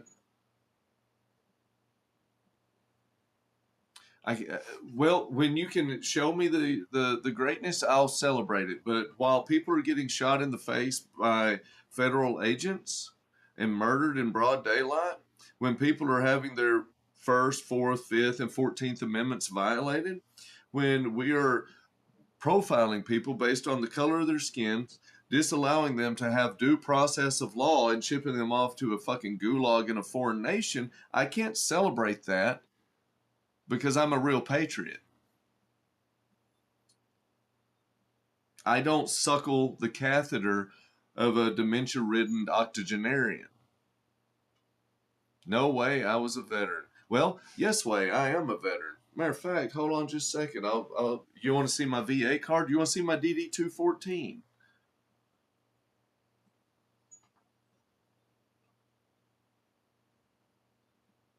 And as far as men and women's restrooms, dude, there are more priests that are raping little boys than there are transgender attacking anyone in anywhere. This is heroic porn for you, is what this boils down to. You want someone who is weaker than you but stronger than your spouse or your daughter or whoever, so you can come in and look like a fucking hero. That's what you want. Because it's a fantasy for you. Because you can't actually just stand up to a real man. You can't do that. You can't go up and challenge somebody that might have a chance or is probably going to whoop your ass because you're afraid, and it's okay to be afraid. That's a perfectly human emotion. You may want to seek some counseling about that. You may want to talk to someone who is, you know,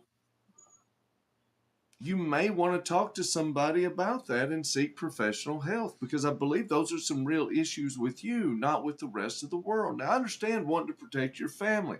I want to protect my family too, but I want to be realistic about it. There are less than 1% of 10% of a percent of transgender people. I messed that up.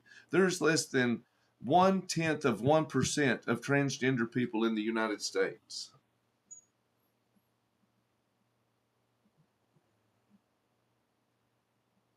Iraq, 90, 91. Good for you, bud. Thank you for your service. I appreciate it. I was in Fort Benning, Georgia during 9/11.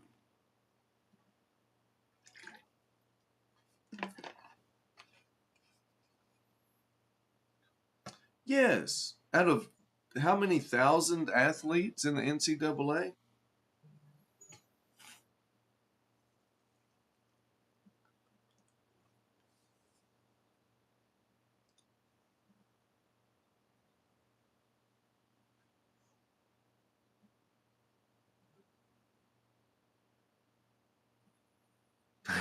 Stockton. Man, I've been wearing sleeves lately. I've been wearing sleeves lately. I usually don't. Juke, I agree with you. We did lose the election a lot on identity politics. Absolutely, we did, because there's a lot of people out there that are dumb enough to buy the propaganda out there that the election comes down to a single issue, and it doesn't. There's nuance to everything. Nothing is black and white. What about in the rear? I'm sorry. What did you say there, David?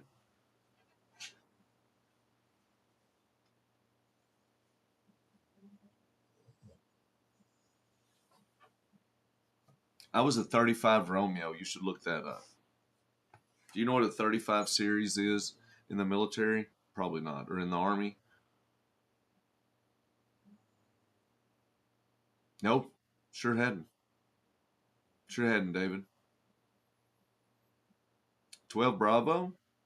Okay. So you didn't have a very high ASVAB score. I did. Look up what a 35 series is. Just look it up. I'm just saying. Just look up what a 35 series is.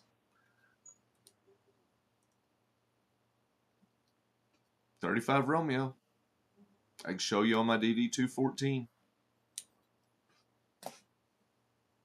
You don't even know what a 35 series is, do you? But also, I want to say this: thank you guys for your service.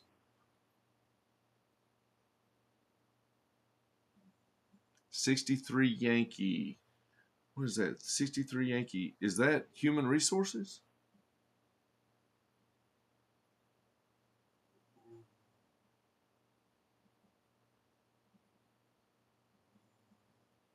'88 November? Hell yeah.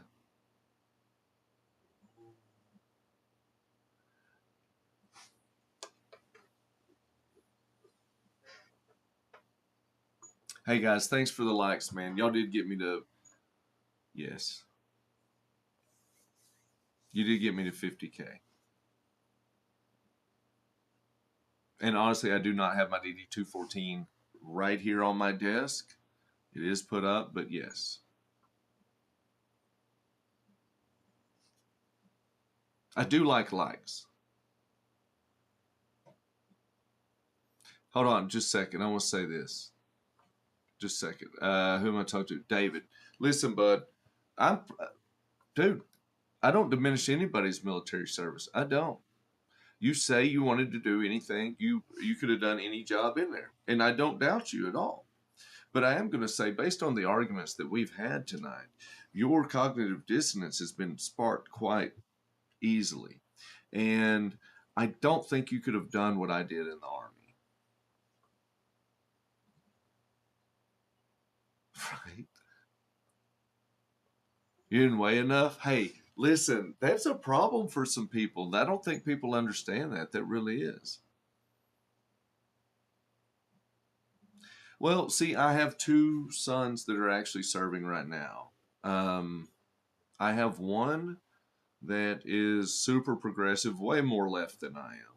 And I have another one that is MAGA as shit. And I love both of them.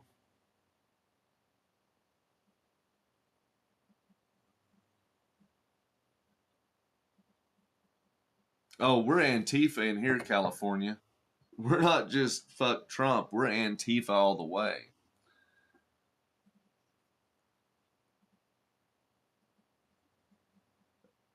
Billy Jack Freeman, what's up, friend? Absolutely. That's exactly what it is, Sally.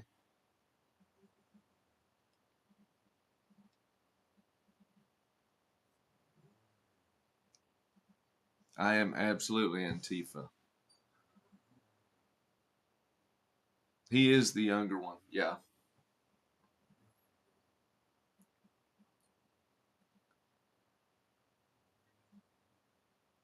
Sally, are you Antifa? Or are you a 35 Romeo? My definition of Antifa is someone who is willing to fight fascist. If you're uh, the opposite of Antifa, then you're pro fascist. Then you're pro fascism.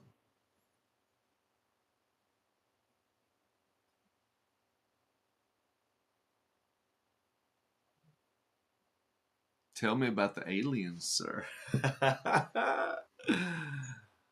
Oh man.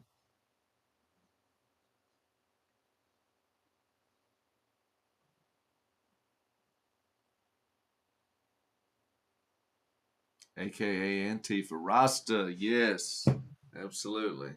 Hey guys, y'all are fun tonight. Y'all really are.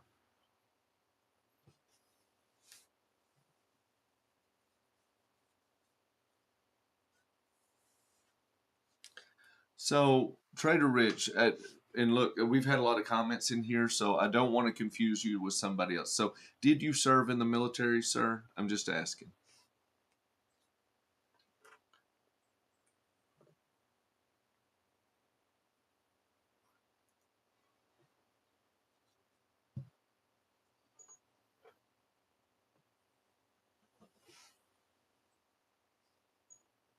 And the reason I was asking is because I want to just make sure that we're on the same page on a few things. Okay, you served your country. That's fine. Doesn't have to be in the military. There's other ways to serve the country, and I'm not disparaging any of that. Okay, first and foremost. However, when I served my country, I took an oath, and I took an oath to the Constitution to serve and protect the Constitution of the United States against all enemies, foreign and domestic, to follow the orders of the president and the officers appointed above me within regulation and according to the Military Code of Uniform Justice, meaning that I don't follow the orders of the president or the officers above me when those officers go against the Constitution. The Constitution is the main primary ingredient right there. When I talk about fascism, when I'm talking about that, I'm talking about people's rights being taken away, and I'm talking about violations of the Constitution. Uh, it depends. Have I done something wrong? Have I committed a crime? Am I speeding? Oh, dude, nobody's paying me, man. Look, I'm a maintenance man. I'm a maintenance man. I'm a lowly maintenance man. That's all I am.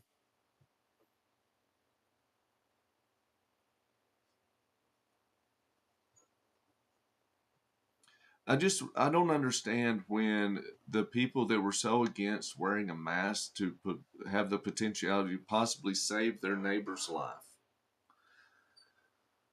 were so vehement about don't tread on me and don't do this and don't do that, but are absolutely fine and dandy with ICE going in, profiling people based on the color of their skin.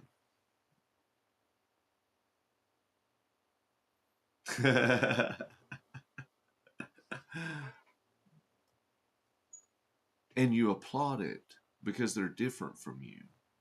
You're not outraged that a lady got shot in the face in broad daylight when all the guy had to do was not step in front of her car.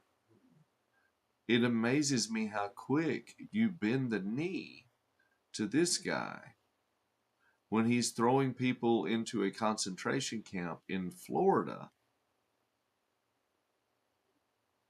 with no oversight. Congressional Senate House members are not even allowed to go in and inspect it. There is no oversight on these on Alligator Alcatraz, and he did intentionally.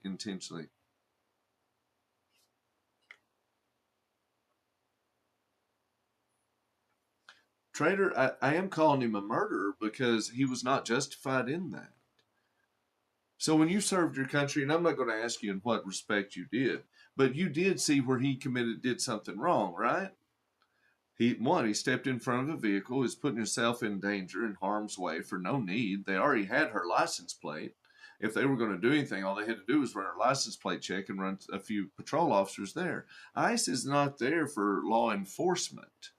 They're not there for that. They're for immigration and customs enforcement. That's the name, ICE. So when they do that, and yeah, burn your flag, well, that's a freedom of expression, and that is protected by the First Amendment.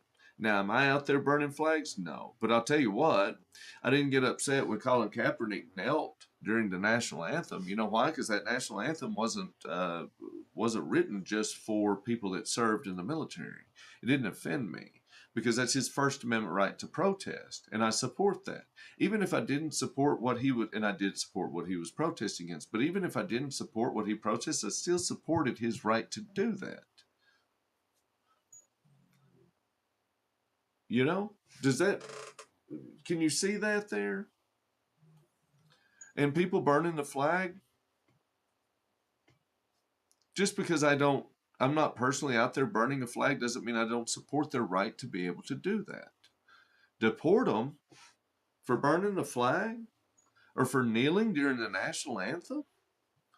Sir, that's what free speech is for. The First Amendment was not created for comfortable speech, it was created for uncomfortable speech so that people could speak out about the atrocities that they see in our government.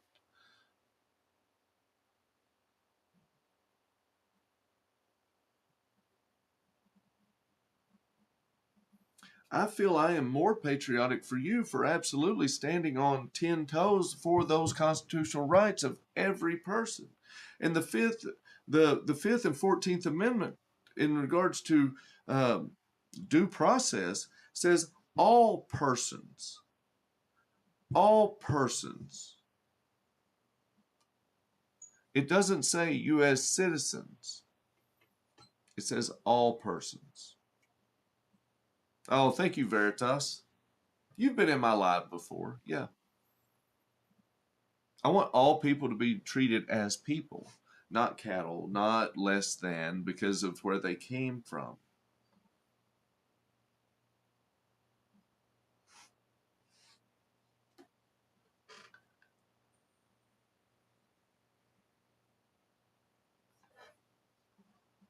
And so, my question to you, sir, is what do you think fascism is?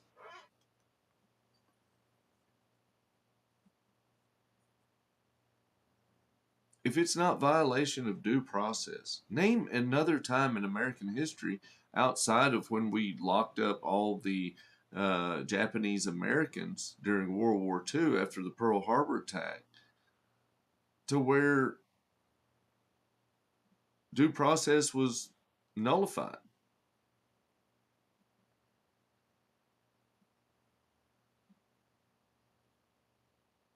You're looking at fascism right now? Sir, are you looking in a mirror?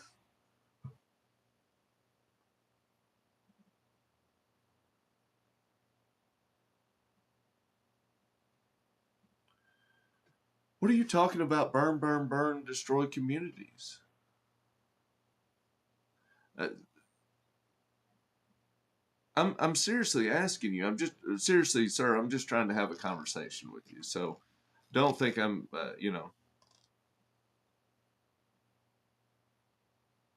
I'm not name. Have I name called you? Hey, Dee Dee. Dee. I don't know who said it. So let me ask you something though. In realistics though, did you think that they were justified to put their knee on his neck until he expired? What was it? 1 minute and 47 seconds, something like that.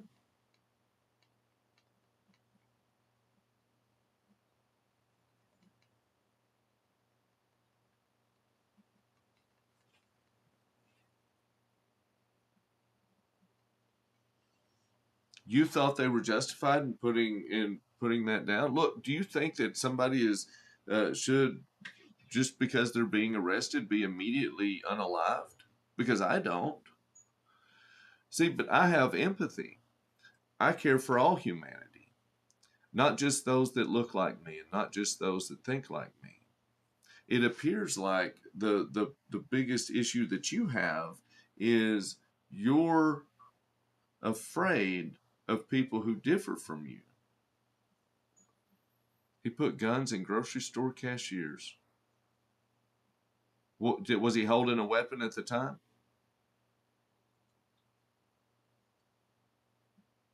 ICE is putting their knees on necks right now. I just watched a video of an ICE agent pull his service weapon. I say service weapon loosely because that's just a loadout. It's probably his own private pistol, but um, on a protester for no reason, just because they were shouting.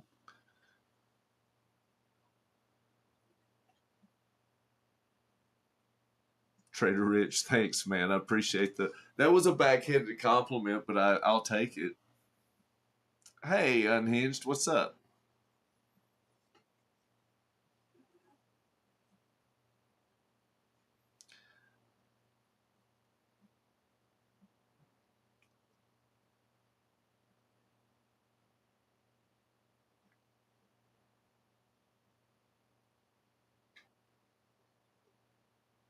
I hear you.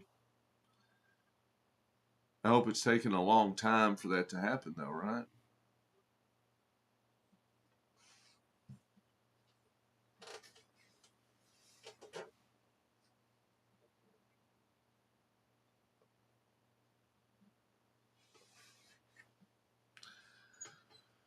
Thank you, Jenny. I appreciate that. Guys, listen, it's getting late. It's 10:30. Um,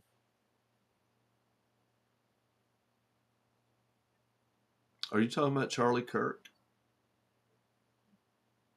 What's crazy? I'm trying to go to bed, bro.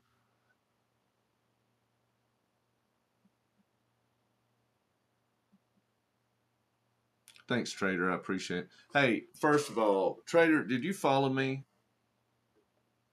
What about you, Dave? David, did you follow me? Thank you, Trader. I appreciate it, man. Look, I don't mind having conversations with you guys. I don't. And I know a lot of the people up here in my chat right now are really infuriated. I'm not mad at you guys.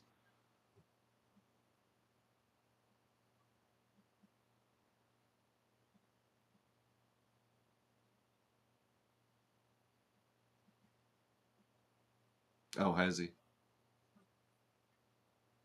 Hey, Scotty.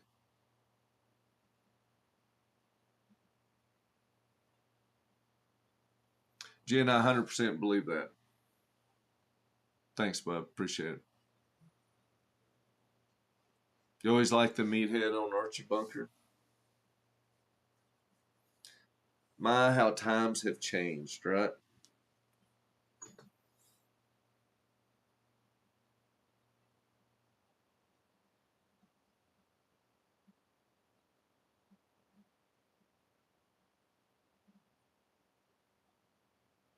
Thanks, Lucky Penny. I appreciate it. I am upset with that too. I'll say that, Rasta. I absolutely am.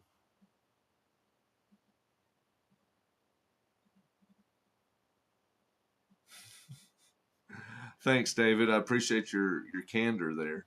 Probably not getting through those gates.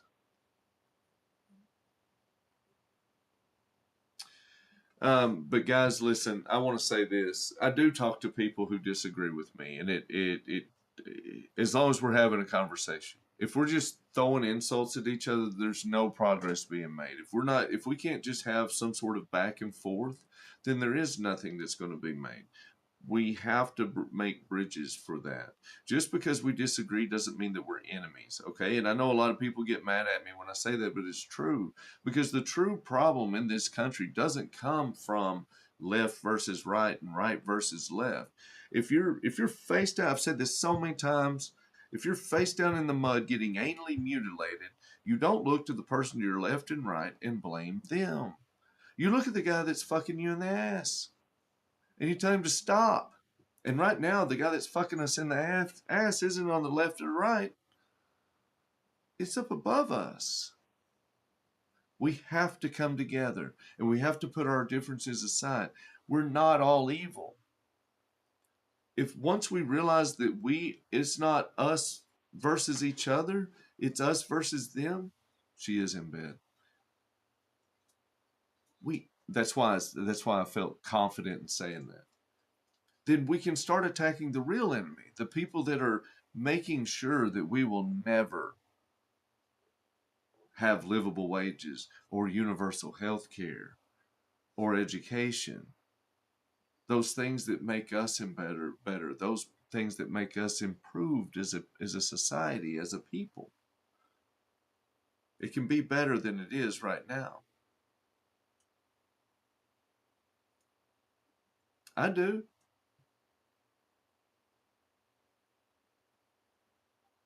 That wasn't blasphemy. I'm talking about the 5%. I'm talking about the people in charge of our country right now. The people that are constantly seeing the despair, the crime, and all this other stuff. You know what's helped solve crime? Better wages, people having better jobs and security. You know what the most expensive form, uh, you know what the most expensive form of crime is in this nation? White collar. White collar crime costs the American taxpayer way more than violent crime does.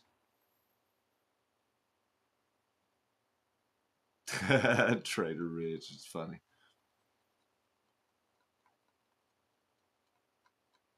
Yeah. Rasta, eventually the rest of them will see it too. I just hope it's not too late. Yes, we all pay taxes. We all. How do I like Elon? I don't. I don't.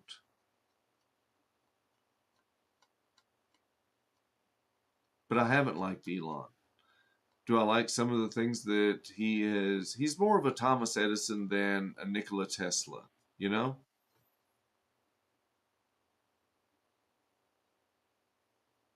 They just buy parts. Dude, for real, Donald Trump has been selling presidential pardons for cryptocurrency.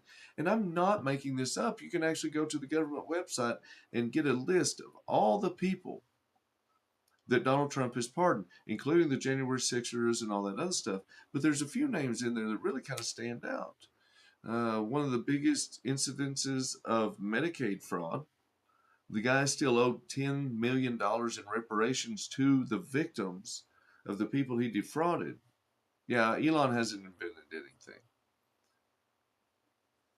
And Donald Trump pardoned him after that guy's mother bought $1 million plate for his cryptocurrency and invested in his cryptocurrency.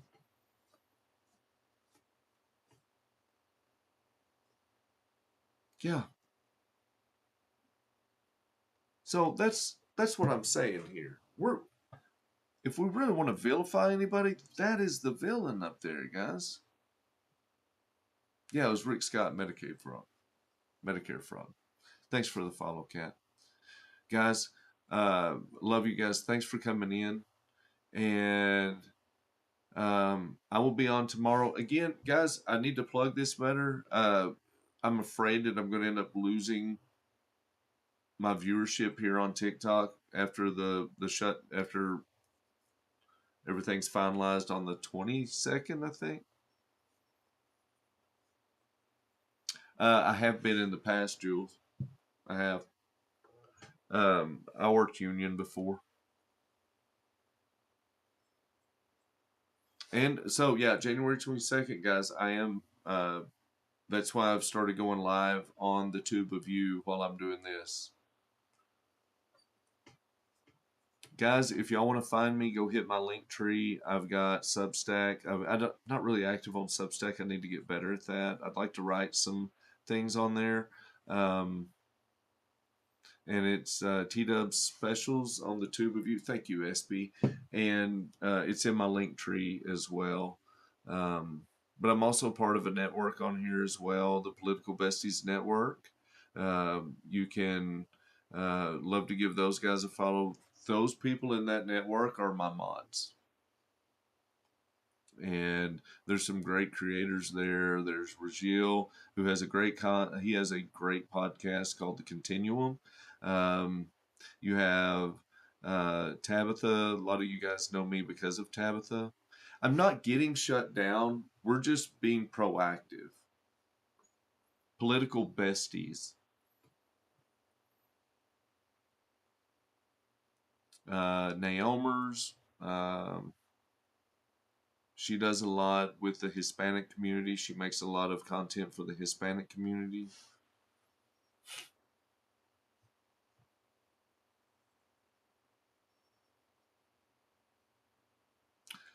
Thank you, Trader Rich. I appreciate that, man. I If we can't communicate with one another, then we'll never make any progress, or we'll never make any headway. And one of these days, regardless of what side of the aisle, we have to come together. Because tell me that America is getting great for us. It's not. It's just not. And it needs to. But anyway, guys, hit my link tree. Um, so TikTok is being, there's a buyout of TikTok that's going on, and it's going to a conservative tank. And the reason I say that, it's going to someone who is a very far right, which is fine. However, there's been a lot of rhetoric coming out of Israel through Bibi Netanyahu, Shlomo Kramer, coming out saying that they believe that the First Amendment should be restricted in order to protect the First Amendment, and specifically talked about the content that comes out on this app right here, some of the things on X, because you see a lot of stuff on TikTok. As far as I've been in live streams with people who were literally on the ground in Palestine or the Gaza Strip, I'll say that, Gaza Strip. It doesn't paint Israel in a very bright light.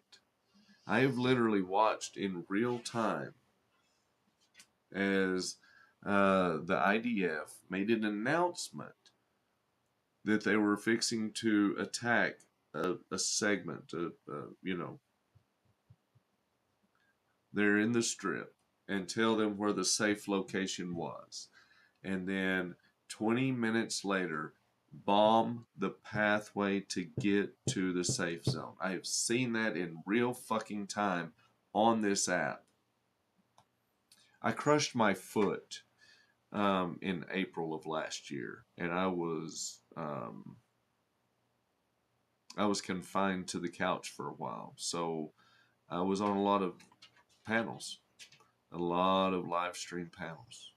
And I have people that follow me that are journalists in the strip.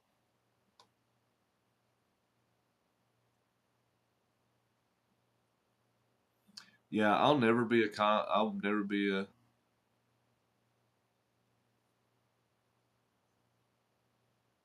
yeah, absolutely. And so that, guys, that's why, um, and look, I'll be honest with you, Trader. I did do panels, and I have done panels, and you'll see some people that I'll bring up. Uh, However, a lot of times panels just end up being an echo chamber.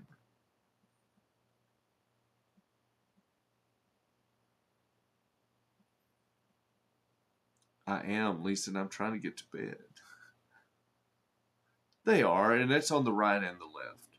But they are good. They are good for education. This nice young lady that just came in here, that girl Lisa, guys, if y'all don't follow her, give her a follow. She's great. She goes live quite a bit. We're really good friends. I've been on their panel several times. Um, she does a lot of educational content, and she does things that a lot of creators don't. Um,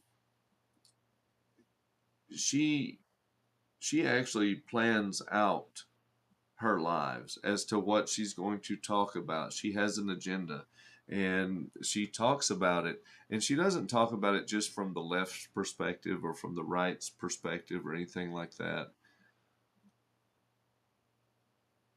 Right? Um, but she gives very good, and she has a very um, her job. I don't want to dox you on here, Lisa, but um, she has a lot of good intel. I'll say that. Yeah, Rasta, that was the Fairness Doctrine, and Reagan got rid of that in 1987. That was the first decline of dissent for our news organizations. Now they can put their political spin on it and not have anybody up there to stop it.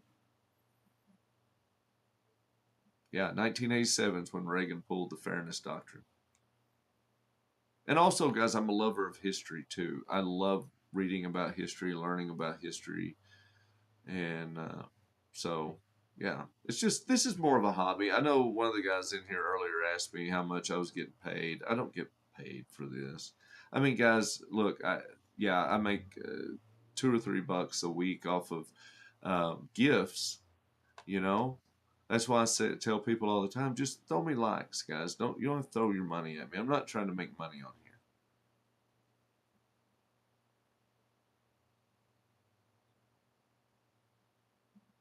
I'm just telling fact about Reagan, though. You can look that up. He got rid of the Fairness Doctrine. That was a bad deal for Americans.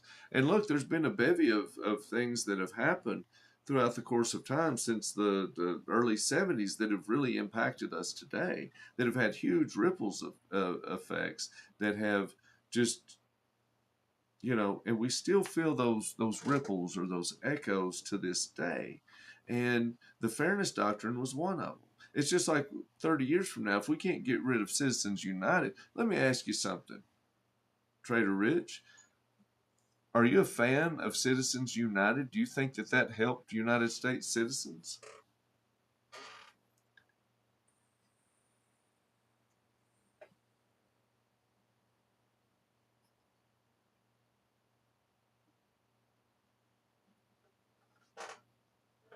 Lisa, it's party time.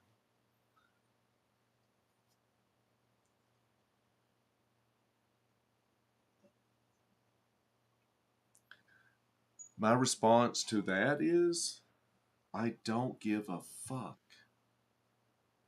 if they're on the left or the right, if they've committed crimes. And look, to be honest with you, Bill Clinton, he's dirty as they fucking come, man. When the Epstein list was first brought up, I was like, Bill Clinton's on there. Donald Trump's on there too, but Bill Clinton's on there as well. Dude, I don't give a fuck. At some point, we have to stop looking at the letter that's on behind somebody's name. I don't care. I am not so gung ho about Bill Clinton. Um, I'm not going to be upset because I've got to get rid of all of his merch if it comes out that he did some nefarious things to a minor on an island, because I don't have any Bill Clinton merch. I don't have a Bill Clinton Slick Willie hat. I don't have any of those things.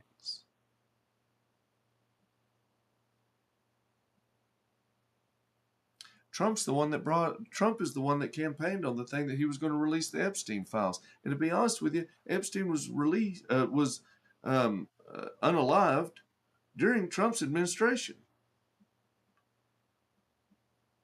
That should look, if Barack Obama had arrested Jeffrey Epstein and he had died on his watch, that would look pretty, what we would like to call suspicious. No, I'm just saying. Look at the poor guy was married to.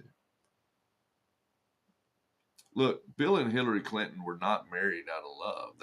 That was a that was a business decision. That was a contract with those two people. Do you think, look, I've known way too many Arkansas State troopers who served under Bill Clinton while he was the governor and who protected him. Look, there was just as many girls coming out of the back of the governor's mansion that were there for Hillary as there were for Bill.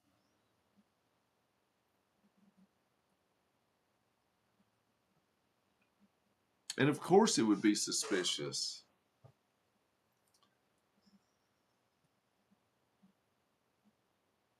Yes. Yes, absolutely did. Yeah, I did know that. The files aren't political. It's about the yes, it's look, if there is a list of known people who have essayed children, if they have robbed the innocents, and look, the what bothers me, hey, what's up, Inzane? What bothers me about the Epstein files is this. You have people on one side who are saying, well, those 14, 15-year-old girls knew what they were doing. There is a huge difference between consent and surrender. There's a huge difference between consent and surrender. A 20-year-old girl, it was mostly, bigger chance that it's consent. A 14-year-old girl, that's surrender.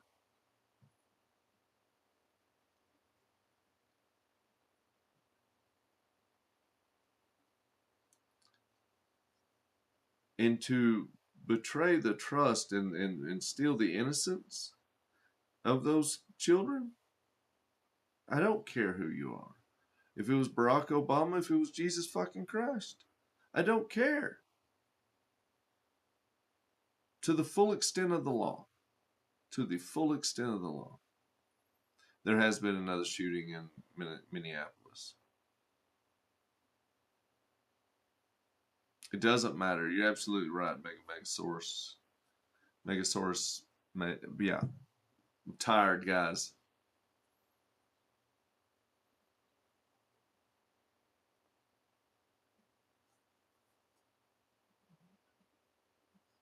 Yeah.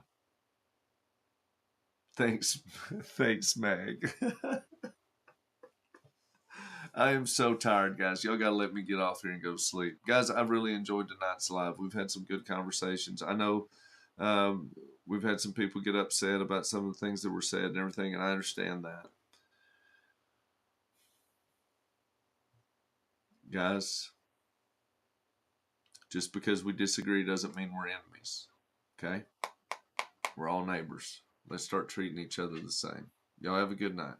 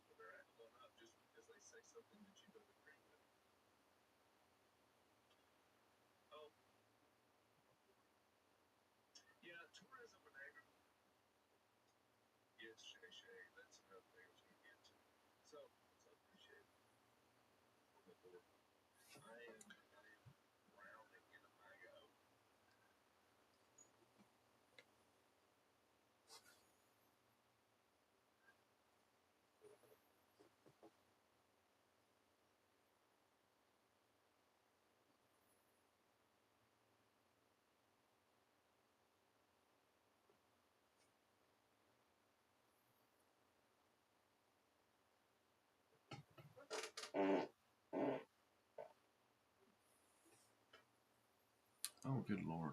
I forgot I was streaming over here.